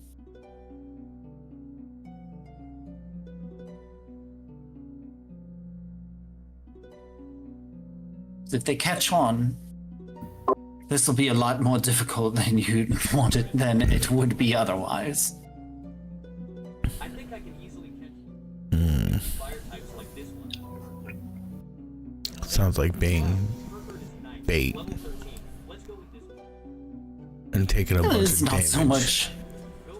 not so much bait. I mean, you all don't look like me and 17 here. Surely they'll think you're just someone that has slipped by and has made their way through the fog and ended up here unintentionally. Yeah, you guys have a sending stone I can use?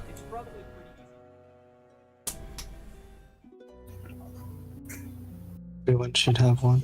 No. Like, we're asking them because I'm lost through the freaking fog and I made it here just walking down the road. Very Rocky Horror. Got him. Exactly. Dude, he just drove through here on a motorcycle in the house.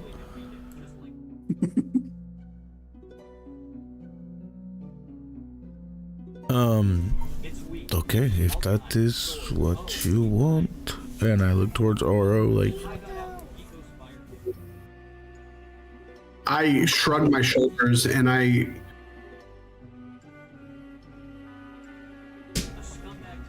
kind of look around and give this impression of I am out of my element, out of my league. I am not a leader. Well, you're gonna have to be alone with him, whilst the rest of us are quote But I'm unquote trying to feign it. I don't want Sparky to see it. making a distraction. So, which way And then I like look across the bridge, like pretty much. So when we enter, what is it? Is this like a vine bridge? What's going on here? What's with this? Yep.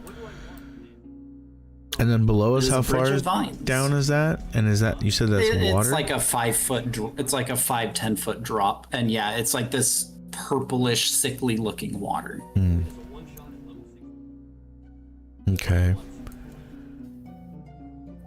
You kind of look over and you can see what looked like a couple of what looked like to be dead and rotting fish floating at the water surface along the bank.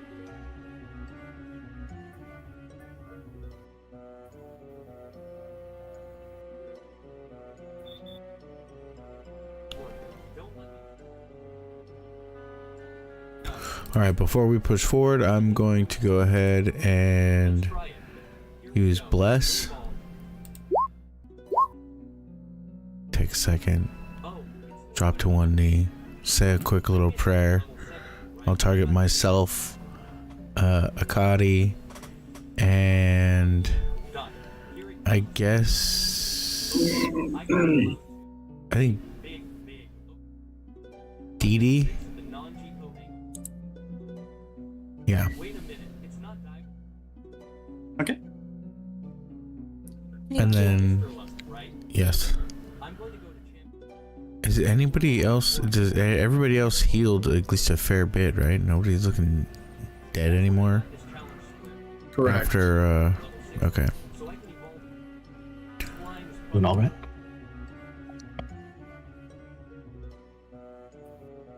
Well, I guess there's no other choice. Akari? I guess we're just team distraction. And I pull out my Yes, we'll sword. see if they attack us first. I look to Oro. You gonna be good?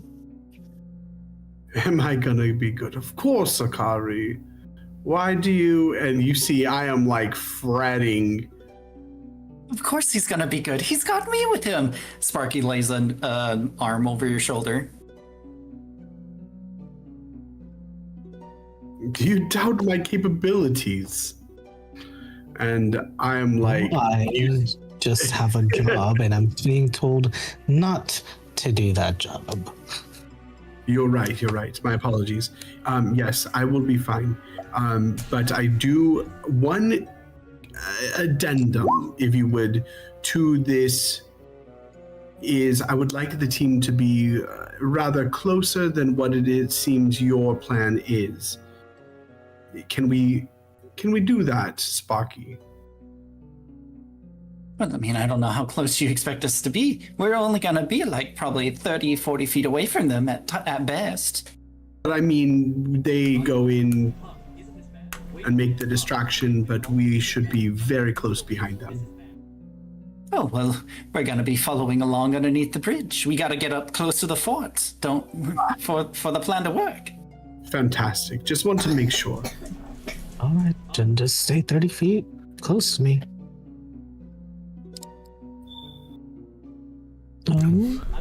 Sparky, are they gonna attack us immediately? No, they shouldn't. At least when we first met them, they were very pacifistic, but, Why? I mean, you don't look like me in 17 here, so you should be fine. What is the goal of taking them out? Well, it's so that way we can go and crush them. They have something that Bizathuth wants. I don't know what it is, but he wants it, then he gets it. I want an insight if he actually doesn't know. Go ahead and give me an insight. Please. Can I aid him? Can I aid Akari? Oh. DM? You can give me a separate insight if you would like. Okay. I'm gonna use that guidance on myself as well, though. These DQs, they did attack us. 26. Okay. But God damn these guidance rules. is there any sense of evil about them, or are they just kind of creatures? You can give me an insight if you'd like, to kind of think back on the battle. With a 20 and a 25. He's, for the most part, he seems to be telling the truth, or at least the truth that he believes. You kind of get the sense that he's kind of come to a conclusion on his own, based off of bits and pieces that he's picked up here and there. As far as the Dekus and how they behaved prior, he seems to be completely telling the truth about.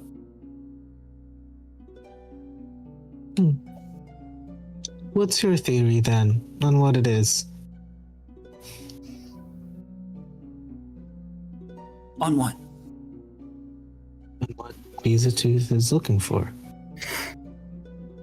Oh, You must have a theory, and that's fine to have a theory.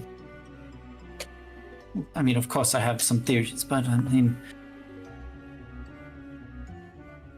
Well, supposedly they have something. Something that lets them control the fog. As they seem to be the only place where the fog of the Lost Woods doesn't seem to be forever encroaching upon.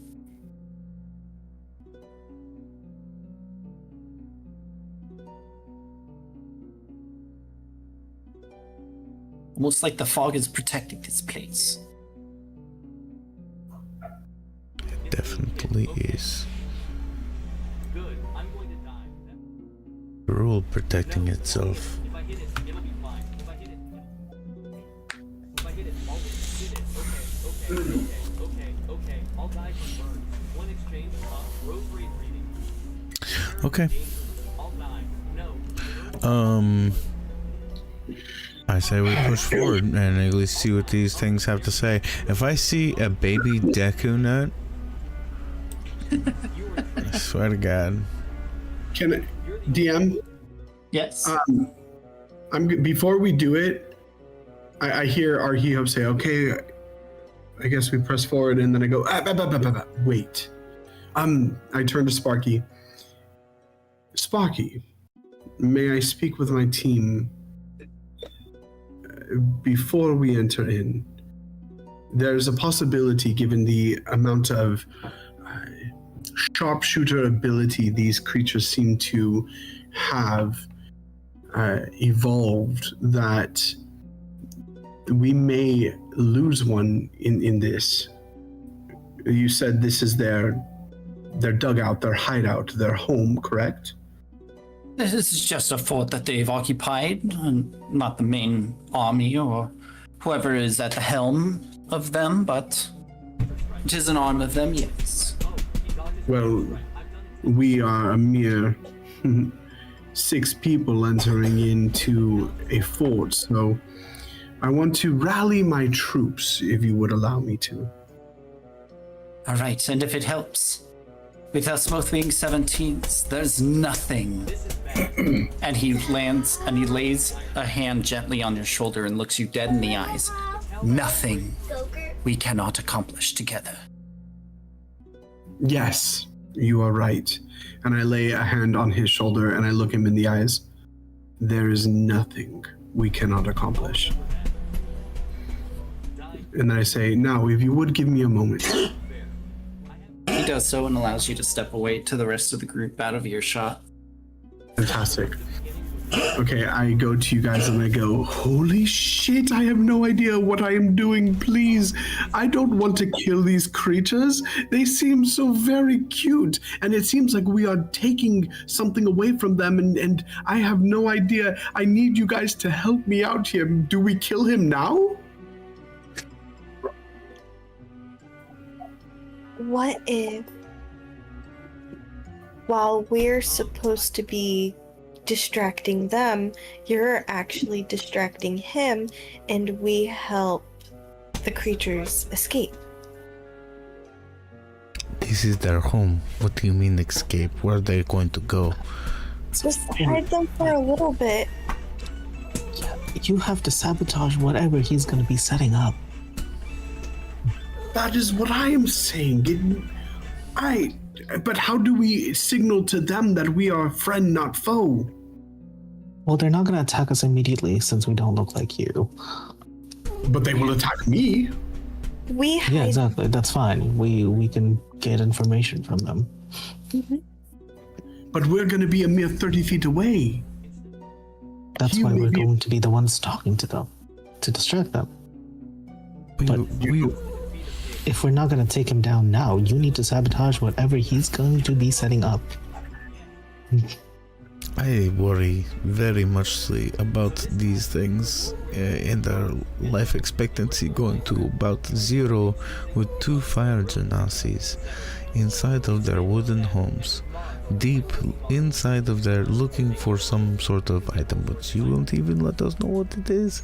And I mean, are these things like actually evil? They seem so nice. I mean, yeah, the nuts hurt on the head, but you know, who wants their own home attacked? I would do the same. I would protect my home from the evil, vile fireman. Right? Yes, exactly. We're supposed to be here trying to kill the actual bad guy. But here's the problem. We don't even know where he is. And if we don't accomplish this, then he will slip through our fingers once again. Well, what are we going to do? We have 8 pillars we are going to have to fight, and one of it is the lightning genasi that is right there. If he's under command from Beezatooth, then he's going to listen to him, and we're going to have to fight him at some point. Better fucking kill him now than worry about having to do it when we're sitting in front of Beezatooth. You see me, I'm running my fingers through my hair, and I'm like grabbing at my scalp, and I'm like, I don't know what the fuck to do.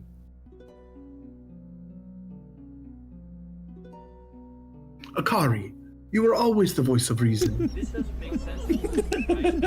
God, Dia, I want to ask a very ridiculous insight check question. Okay. I would like to insight check Sparky and make a can I actually fix him insight check.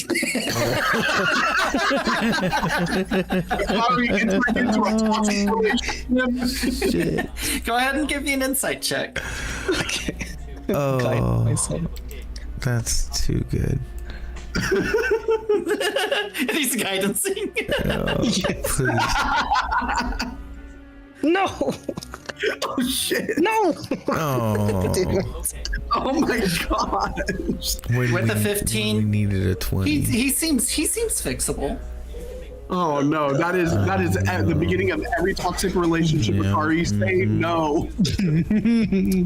3 years from now, when you guys finally get divorced and he takes half of everything. Right? Oh my gosh, it's true.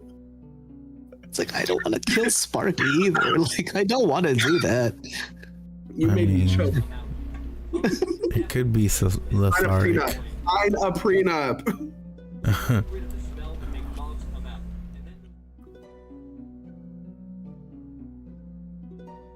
No. It's like, how did you break the need to follow them? Like, do you think we can instill that on him? Can we get him to realize that this is wrong? I was never born, or I don't even know if I was born at all, Akari, but there was never a part in me that had that instilled within me. I was the original. I am the original. And I don't even know what the fuck that means. See, doesn't that make you feel better too? And I slap you and pat you on the back. If you are the original, and the possibility of part of you is in them, then maybe it's like really stupid, cliche bullshit that I'm gonna say. Part of you that doesn't want to do the things Beezatooth told you to do can be awakened in them. And there's also the possibility. Sorry, go ahead. It's okay, cause like I don't. They're spawning a lot. This is Yeah, how He did you seems get like a reprogrammed? child. Yes, but there's also the possibility that whatever was in me that allows me to make the decisions myself has been perfected in them to the point that they no longer have a will of their own. And I was never reprogrammed.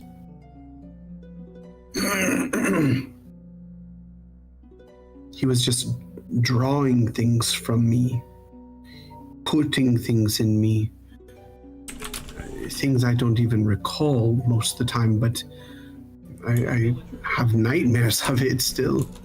But I don't I don't know if the you may be right, Akari. Maybe he is worth saving, or maybe he has none of that, none of me. The me that makes me, me. Maybe he doesn't have any of that in him. It's a risk either way. I don't know what to do.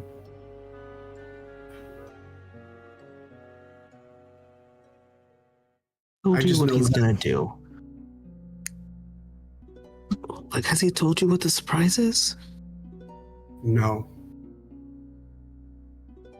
He has not.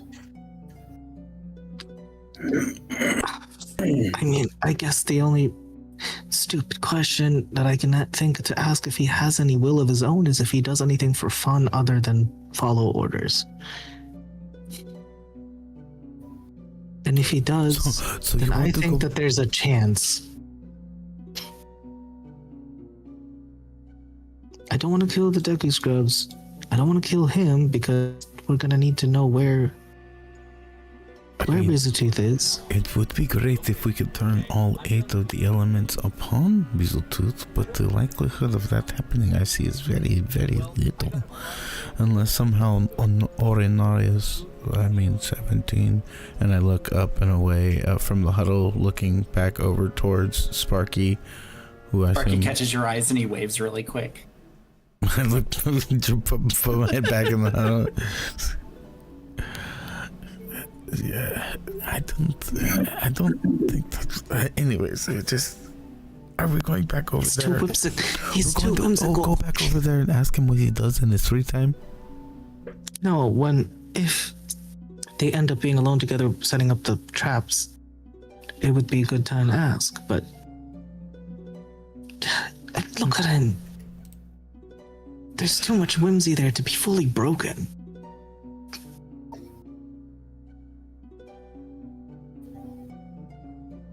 Okay, I think it is our only option. But how?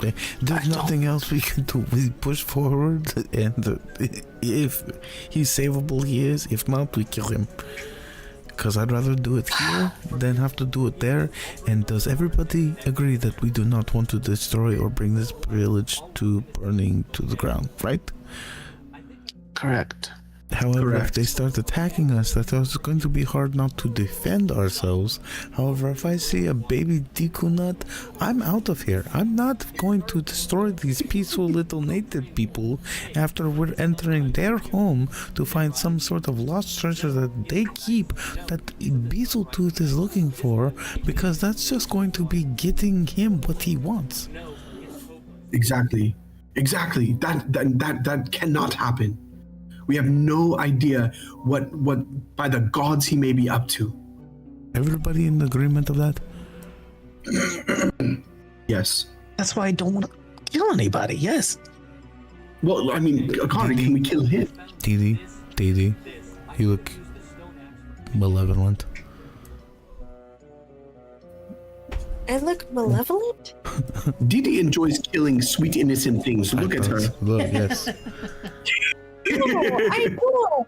Everybody I'm else. vegetarian. You were just keeping it to yourself. Thank you, Akari. You guys ate my bug friend the first night we met. That And you says a know lot what? about you. He was And shifty. honestly, she may be the vegetarian, but she does a lot more damage most of the time than you two do, okay? Thank you. Especially that last fight. If I didn't have to pick up his dead corpse from the ground, I'd have a lot more time to be rolling attack rolls. Yeah. Oral 17, whatever. You need to learn how to take cover.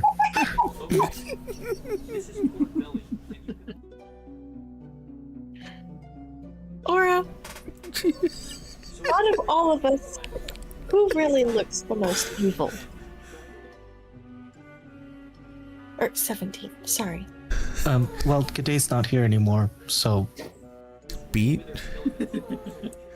I mean that smile's kinda I'm sorry, but It's pretty unsettling. The thing He is, smiles with a wide smile. ugh. it's just Oral, you are so powerful when you let yourself be. Okay. You need to let yourself be.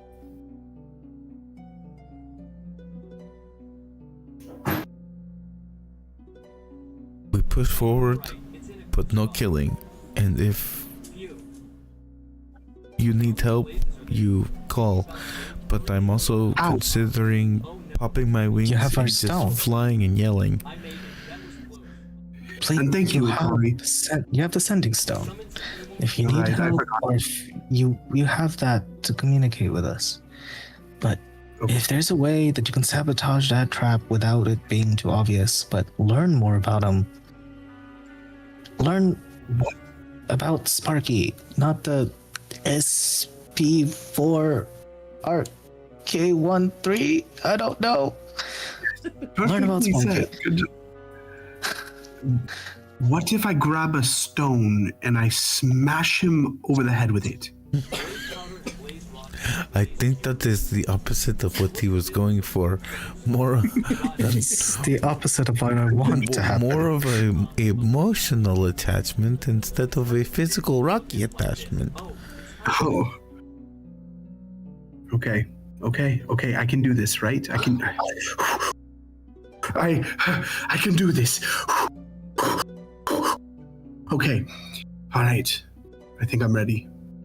Look at Akari. Piho, you hear in your head, we're fucked. I already knew.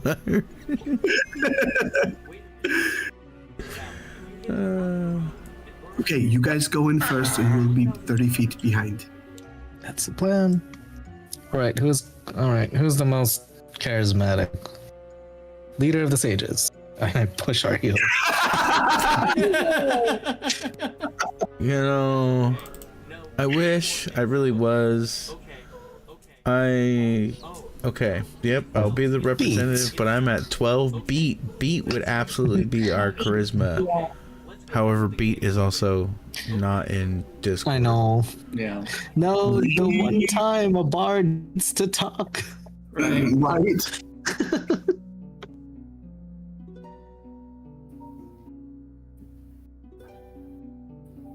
Yeah, DM, we need her.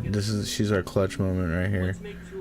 Representative of the possibly about to burn your place to the ground. Well, we are kind of getting close to time, so we'll play out a bit more, and then serious talks can happen next time with Beat. Okay. Let's get ready.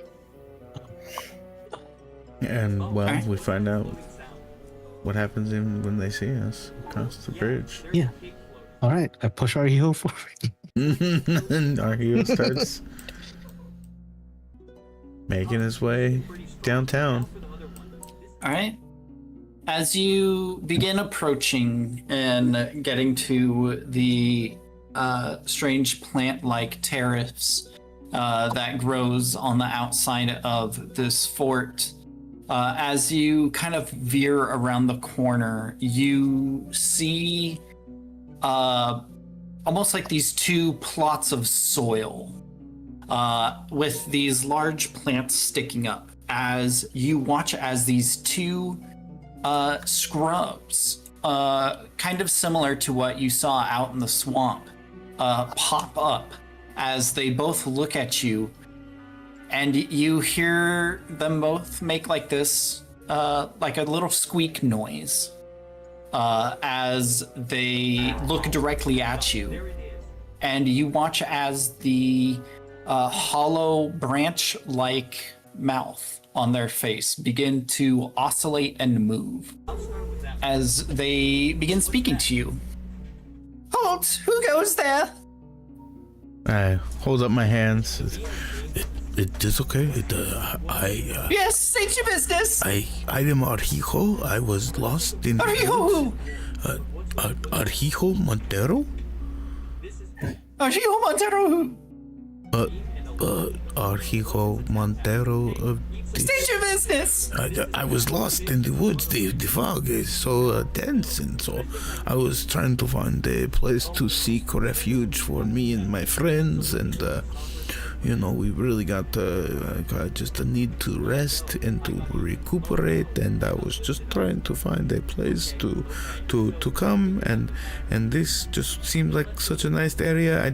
I mean you no harm. I no, and I hold out my hands and kind of like back up, just a ghost, just to show I'm not aggressing towards them. Okay. What about the rest of you? Akari, Didi. I'm following close behind Arhijo. Yeah, I wave. They both kind of jostle a bit, still staring at you all. What, did you all get lost? This is highly unprecedented. The fog it's so thick. It's just 1 minute we were walking, the next minute we were just unable to find the trail, and we ended up here. I thought we were trying to get to the coast. To keep people out, not let them through. We got. We just kept walking, and we somehow ended up here. I don't think I've ever heard of anyone making it through the fog before. I start stepping know what you can't say that. a little bit. You can't say that anymore. Maybe we were supposed to be here. That you could maybe help us, and I get a little closer. Don't come any closer. Oh, okay, no problem. I understand. Yes, stranger danger. Yes. Give us 1 sec. And you watch as they both kind of turn around and turn their backs to you as they kind of lean in close to each other, and you hear like this slew of squeaking noises going on between them before they eventually turn back around. We'll take you to see the lieutenant. He'll know what to do with you.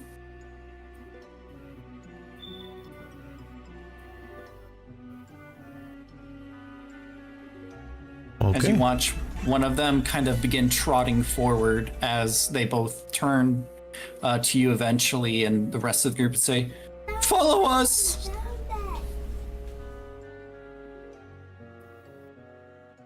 And my friends too. Yes. All of you! Sure thing, boss.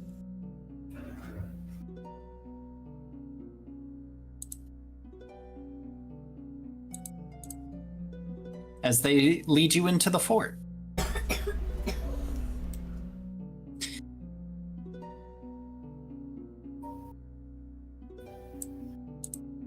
As you all make your way into the fort itself is not super spacious or super lavish.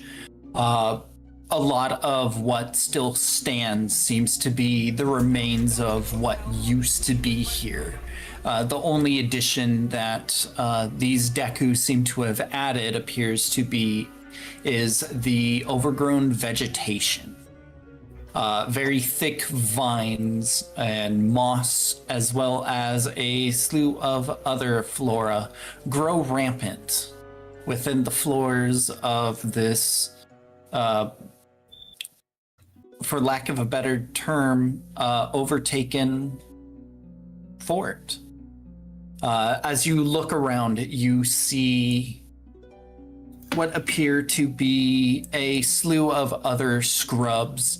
A lot of them don't appear to be very combat aesthetic, as some of them have like extra foliage around their face, simulating what look like beards and mustaches.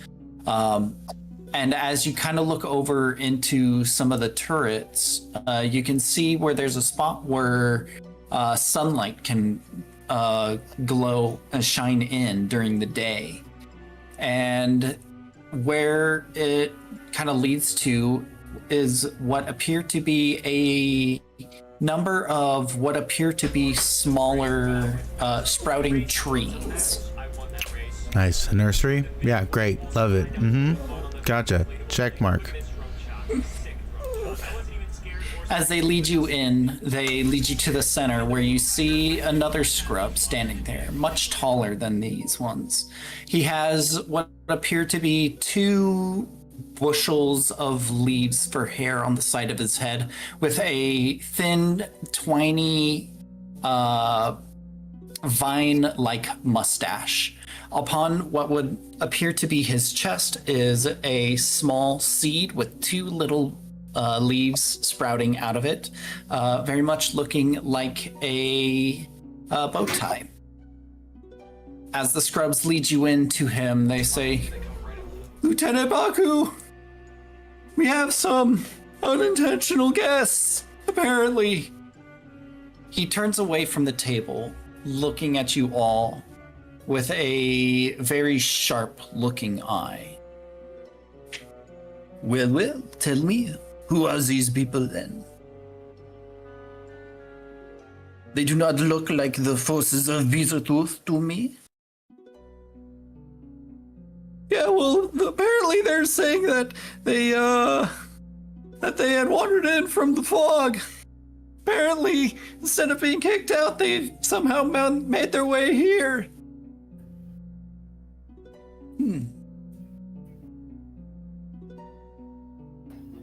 Well, the fog is a nigh-perfect defense. There have been instances of people making it through the fog before. A little green man wearing a green suit and green tunic and hat, wielding a sword. Actually helped me with the death of my dear nephew. But that is long in the past. Tell me, what are you all doing here? You say that you are lost from the fog. Why were you traveling in the lost woods in the first place? Yes. So that was actually probably kind of a cover-up. We're actually here trying to get to Beezertooth. And there's kind of a problem. One of the goals was to get to you and get some sort of object or item, and then possibly burn your whole building to the ground. And there's 2 fire genasi outside that's just getting ready to do just that. So I'm going to need you guys to turn around and absolutely destroy those 2. We'll help you, and then I'll pick up my friend from the burning ashes, and then we can Give hopefully... me a persuasion check.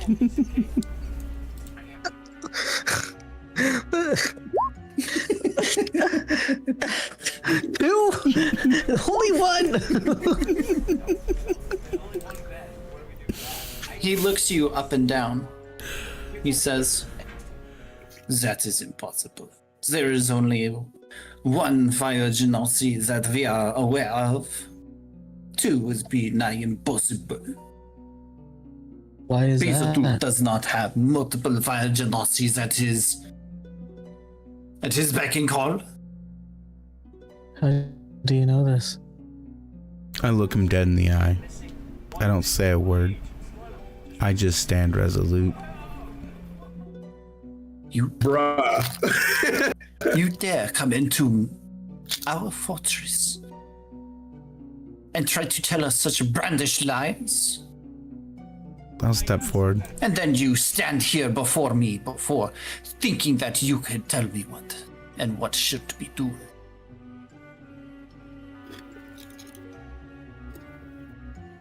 The information of the multiple fire genasis comes from the one outside. This we learned from him, getting information before trying to warn you what they're going to do. It's impossible. Our scouts would have said something about it. Impossible. You also said that getting through the fog is nigh impossible, but here we are. I didn't. I said it was not impossible, not that it was. There is always a room for error. And that means it is nigh impossible not to fire genasi. That makes completely no sense.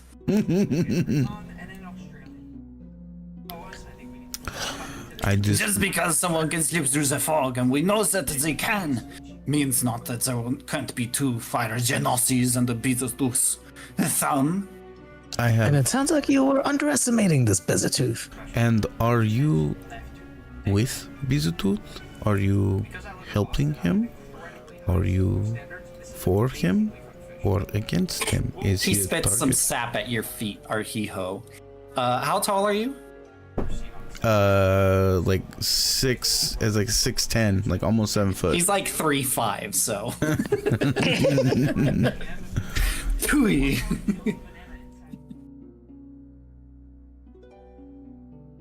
We dare not underestimate our enemy. We know this Bizatooth is cunning, ruthless.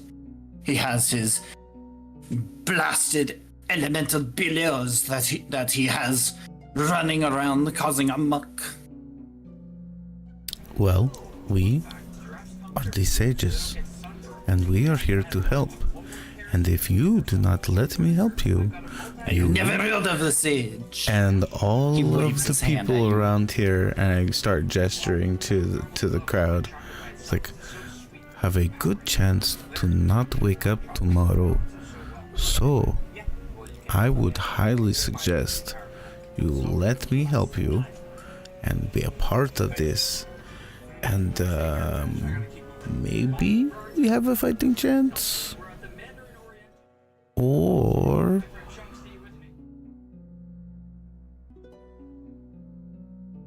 oh, you know what? I really haven't thought that far. I figured this was going to really work. Exactly. That is why this would not work. You did not think far enough ahead. For you see, the great Lieutenant Baku is always three steps ahead of the game. Yet Bizatooth is the one who always seems to get away. Because they are 4 steps ahead. You shut your mouth! He points at you with his 3-fingered hand. No. 4 fingers is No. impossible! 4? He holds up his 3-fingered hand. So short-sighted. My God. Excuse me. Oh, by Hylia. Just gotta be short. Why? He steps closer to you, Akari. Me being 5'3", it's not that much of a difference. He's poking you in the shin, the knee. What are you gonna do, Lieutenant? He looks up at you. His eyes squint, looking deep into your eyes. I know he sees a Goron, so it's probably just like the most calm, weirdly smiley face. Probably no thoughts behind Very it. derpy looking. Yeah. There's just no thoughts behind those eyes. We could always throw you to the bottom of the lake. How about that? He holds up a finger, and you hear what sounds like as if you were to take a branch and poke it against a rock as he pokes your chest. Rock eater. You'll find that I am one that floats. Twig. Nonsense. Gorons do not swim.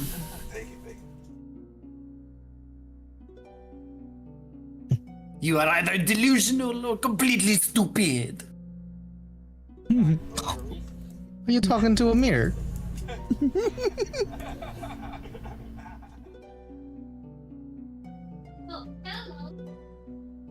so excited.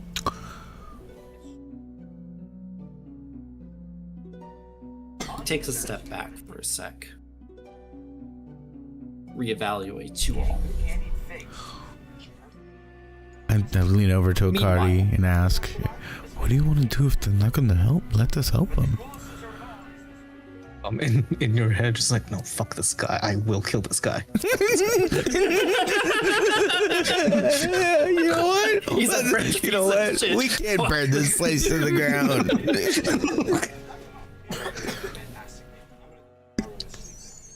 I'm tired of being nice, Ario. I'm tired. It's exhausting.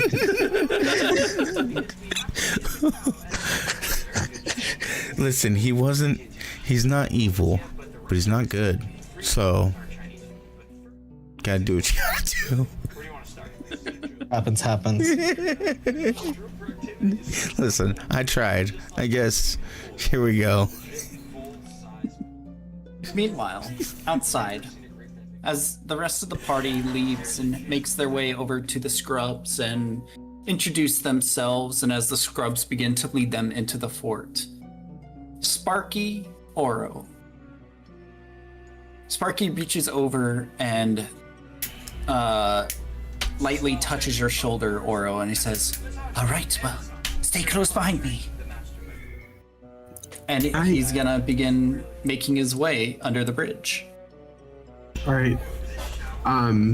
As we're walking, I'm gonna awkwardly go, "Hey, Sparky. A quick question. What do you like to do for fun outside of this?" Oh man, with who? Outside of this, I really want Yes, I know it's a very, very, very much an odd question and one that you probably have not heard uttered before, but I was just wondering, I like to play cards, pass the time, once I'm done with what High Arbiter Vale and what Bizathuth, our master, would have us do. But what do you like to do? as you ask this question, following Sparky underneath the docks, you eventually make your way up to the base of the ruins themselves. And you watch as Sparky reaches into his bag and he pulls out what appears to be a brush and some ink. As he begins doodling some runes upon the wall. Well, when I'm not running missions for Bizathuth or working at the factory, well, I gotta say. And you watch as almost like this complete childlike look of joy and wonder crosses his face. I really like to watch fireworks. It always brings me so much joy. The way they go off with all the different colors and the sounds and the bangs. Have you ever seen fireworks? I have. They are quite beautiful.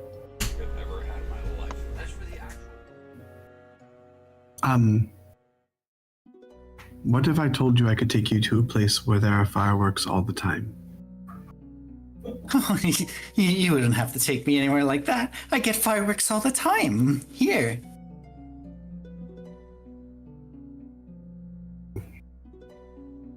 I see. As I connect the dots, that he means his own explosions. You can give me an insight if you'd like. Please.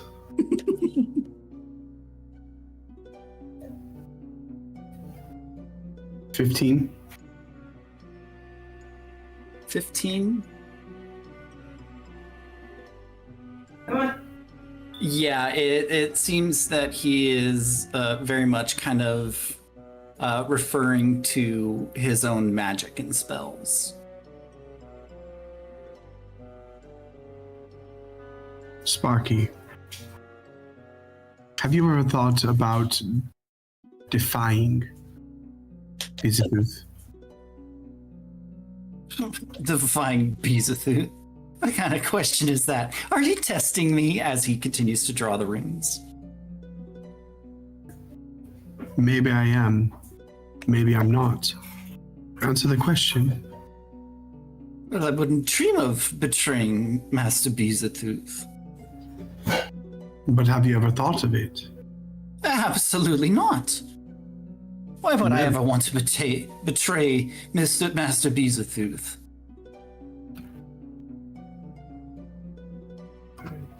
So there's never been an inkling within you that what you may be doing. No? Sorry. I accidentally cut off your question. There's never been an inkling in you that what you may be doing is actually wrong. Wrong? He stops for a second and kind of shakes his head and looks at you. It's not a matter of right and wrong. This is a mission handed directly to me by the master. Like, his mission is law. There's no defying that. There's no betraying that. You're right. Two of my favorite fruits. And you answered correctly. This is a mango steak. Never seen it before. Oh, thank you. As he sighs a sigh of relief and continues doodling. Little milky, creamy, and delicious. I'm gonna pull out the sending stone. Can I try to walk away just a little bit and whisper in the sending stone to Akari? Give me a stealth check. Okay.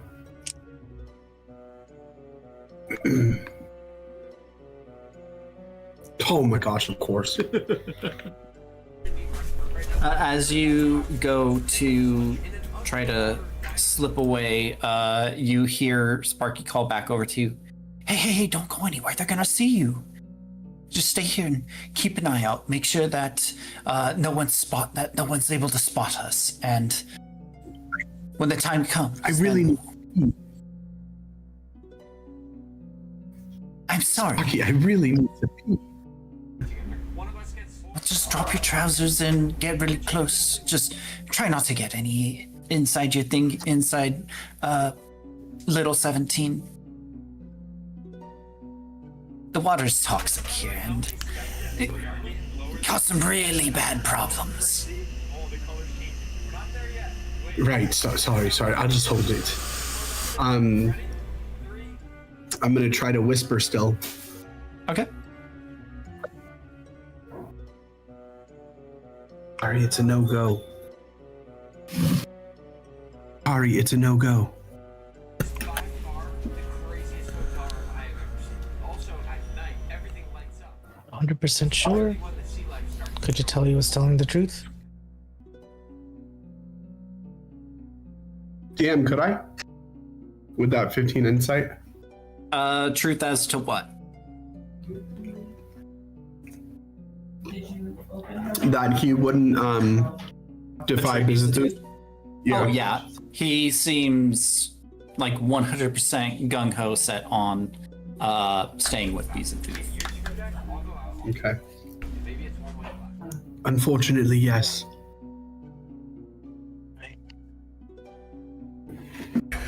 Ain't that a lot of places all around the world?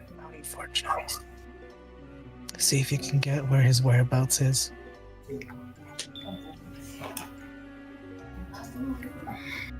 And might have to speed up taking him down. Sparky, after we're done here, what's the route that we need to take to reach Beezatooth? Oh, well, we're gonna head back to one of the tunnel entrances that lead underground. We're gonna get in contact with one of the forward guards, and from there we'll be teleported right back to Beastooth.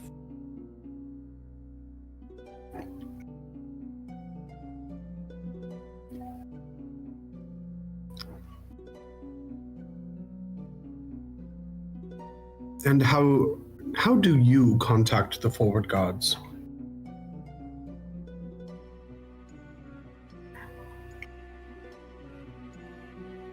Well, first I have to be underneath the ground, and then I have to simply just tap into the network. Well, I want a piece, but I never have a chance to like actually go out there and do it. That's what I This thought. morning about already my pajamas, and then I want it now, but I don't have time.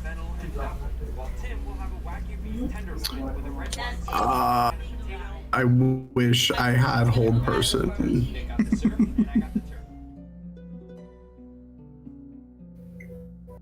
I do have hold person.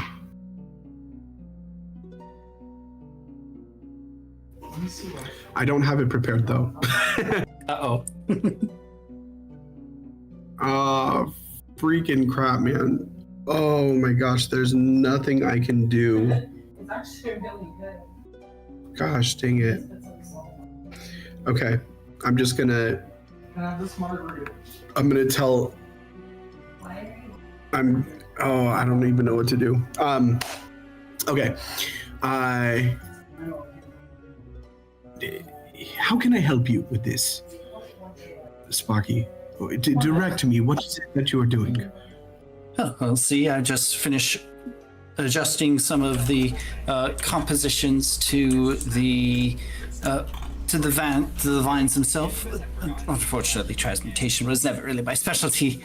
But with this seal, and you'll look at the wall and you'll see a fully drawn on magical seal. And just kind of based on the runes that you are seeing, it is a spell that will change the chemical composition of the vines.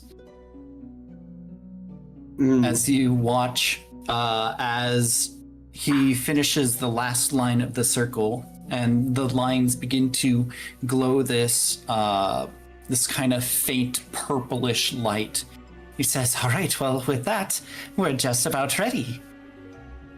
If you would," and he's gonna hold out a hand to you, completely out straight, palm facing directly towards you, almost asking you to interlock fingers with him. I do so. Also, And with my other hand, I'm holding the sending stone. And the moment that he looks away to focus on the magic, I'm going to speak to Akari and say, "Get ready. He's enacting the magic." As you grasp his hand and fold your fingers in, you feel a strange sense of vertigo almost overtake you for a second, as both you and Sparky almost kind of wobble for a second, feeling very off balance. And he goes, "Ooh, oh, that never gets old. Okay, are you ready? Let's do this." And you'll watch as he places a hand against the wall, as you begin to watch as these pulses of electricity quickly wrap and engulf his arm before shooting through his fingertips and into the fort itself.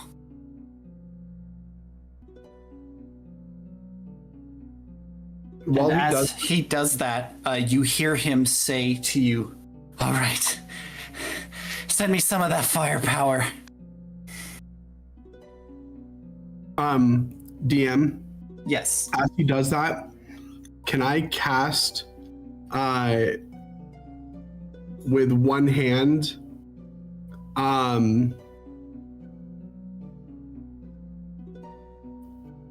Scorching Ray on him? You're gonna cast Scorching Ray on him? Yeah. To stop the magic from happening. While your hand is clasped with his. Yes. As you go to cast your spell, you bring your palm up, still feeling that sense of vertigo as you go to cast your spell, but nothing comes from your hands. You watch as this bright red light almost erupts from where your hand is grasped with Sparky's as you watch the flames get absorbed into Sparky, and you watch as that energy shifts through him and through his arm into the fort. And he pulls his hand back, and you see the widest smile upon his face. We've done it. I can't believe it. Of all of us to breach the defenses on the first try, it was me, lowly little Sparky. With your assistance, of course. He turns looking at you and goes, hang on. Your immediate surroundings begin to shift as you and Sparky bamp away in a silvery mist, landing on your backs on a small embankment just along the lake water. Oh no, I just killed everyone. No. As you land on your backs, your vision itself begins to blur, and you feel like as if your body were moving faster, but it's not. You feel this weird sense as your senses appear to slow down in this sense of atrophy and vertigo, but everything around you continues to almost, or rather your perception of everything seems to almost speed up, very similar as if you were under the haste spell. Yet you feel that lethargy as you hear Sparky as he lands next to you. He drapes an arm over your shoulder. Oh, don't worry about that. It'll wear off shortly. You'll just see things as I do for a minute. It's like the after effects of haste, but while being hastened. However, it does make the next part that much more exhilarating to watch. He pulls you in closely in a friendly embrace. His face lights up with the childlike glee and excitement as his face smiles as he begins laughing, and in a bright light. Now sit back, 17, and enjoy the fireworks! Inside the fort, you all watch as these four large spikes of twisted iron jut out from the ground beneath you all.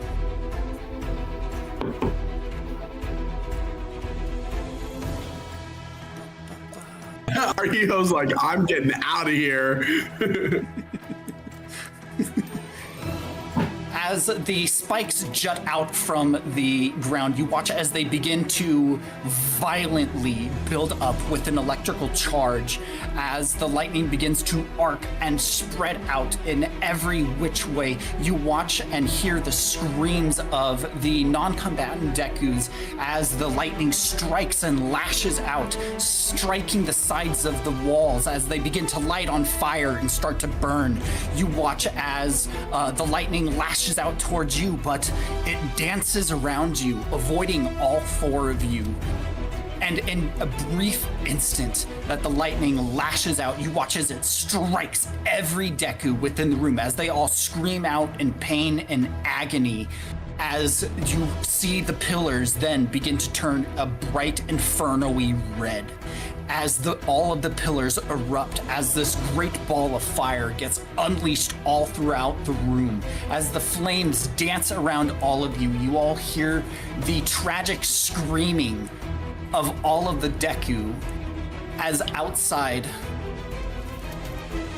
Oro, you sit on the side with Sparky as he and you watch the entire fortress explode in a ball of fire and lightning.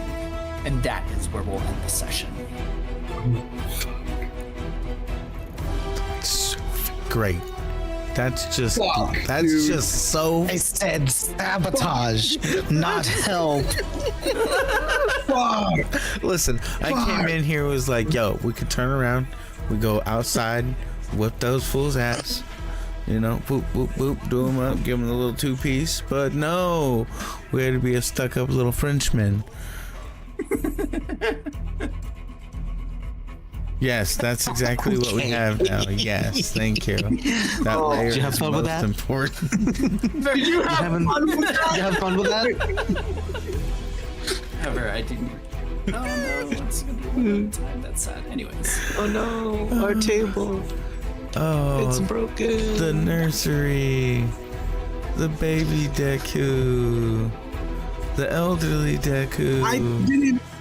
I didn't mean to do it. Yeah, he grasps his hands with him, and he's trying to absorb He the asked- power, yeah. and you're like, Yeah, he I'll asked for cast a power. And spell. yeah, sure, I'll give you power. Okay, Or man. did you mean to betray us? No. I have a Damn, feeling the you 20 did. intelligence, but like 0 wisdom. It's Dude, it's so true. Oh, GG's. It is actually true, dude. Well, we tried. Oh well. Yeah, that was good. That was it. Yeah, I have no emotional attachment to these guys. It's fine. Well, hopefully some tales about the sages don't get told. Well, I mean, lucky for you guys, they didn't know what sages are. Luckily for me, I'm not a sage. Well, I mean, the only witnesses are gonna be now ashes that ever was a thing anyway. So Well, they're still screaming, so they could still be alive. There's still a chance to save them. yeah, It's I so don't know. dark. Oh my god. Akari, you look through the flames as you see all of them like reaching their arms up in pain and agony, screaming as they all die miserably and trapped. Okay, so they are dead. Cool. Oh yeah, Wow. they are like you see like the majority of them get electrocuted. All of them get caught on fire Okay, as but- the flames engulf them, and they See. also get penetrated by rock shrapnel. Oh god. Oh, okay, but okay. us, Yeah, see, look. we're not taking any damage. We're It's just- protected from the spell because we're on his side. Everything moves around you. Wow. Dang, I was gonna be like, is there a way to like make myself a magnet just to take the brunt of all of this and just hope absorb elements takes off enough damage that I don't die immediately? Well, he was a But mercenary. Guess I don't have to pay him anymore. It's like when you trigger the You never the paid menu me. nuke in Megaton in Fallout 3. that's true, but that was on purpose. Long-standing line of credit. Yeah. Every day you're supposed to be paying me, but I have had not a sight of rupees. Daily? I thought we were gonna do like a bi-monthly kind of thing. That's what happens when you don't read the contract or talk about it before you hire I someone. mean, it could have gone. But it's every day. You know, it's whatever. It's every Anyways. day. It's been 2 weeks probably. I don't know. All right. Well, I gotta go. You guys have a good night. Thank you so much. Don't forget to follow, Good like, and night. subscribe. Thanks everybody for watching. Have a good night. Thank you all for playing and being subjected GGs. to my torment. Yes, I To love your it. Deku murdering habits. What do they do to you? What have they done? Well, I mean, you guys said let's kill Sparky, and then you proceeded to let Sparky live. So I told Oro to do something. I told the one with a 20 intelligence to sabotage the magic spell. I thought I was. He asked for your power. This is why I wanted to be there. This is why I wanted to be I wanted you there, Akari. I asked you, and you didn't say anything. And I I'm have so to be under sorry. your command, so I have I am so your sorry. command. Oh, I can't believe this. It's okay. No It's one fine. will know it was us. No one will know. They're not real. Except for Spark. No one will know. Akari's like, it's not we'll real. handle This him is just a later. dream. This is We'll really handle it later. now.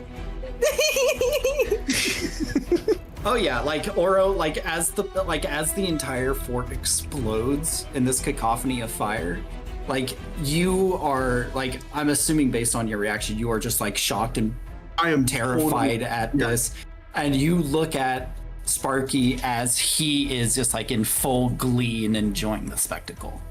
Oh my gosh, yeah. Firework. Yes, Yeah. if you haven't noticed, Sparky's a monster. Everybody's Sorry. inside was screaming and burning to death, and he's just like, the music. The sounds look of at the the- fireworks exploding in the area. Jesus. I don't want to look at the flowers anymore. I just want to, you know, the ending of what is it? Of Mice and Men, when he's like, look at the lake, George, look at the lake. I want to do that to Sparky. Yeah. Look at the flowers, Lizzie. Yeah, look at the flowers, Lenny. Yeah, that's what it is. Yeah. Flowers. Just look at the flowers. Oh man. All right. Well, GG. On that nice Jeez. dark Good night, note. everyone. Night. Yeah, hopefully he didn't destroy what they were using. I don't think that's here, but yeah. Good night. Well, I mean, mission accomplished, I guess. Yeah. See you in a couple weeks. You all might not be Dan- happy, but Sparky sure is. Jesus. Danny, we're fighting. Oh, GG's, everyone. GG. I know where you live. We're fighting. All right, guys. Thank you so much. Hope to catch you guys in a couple weeks.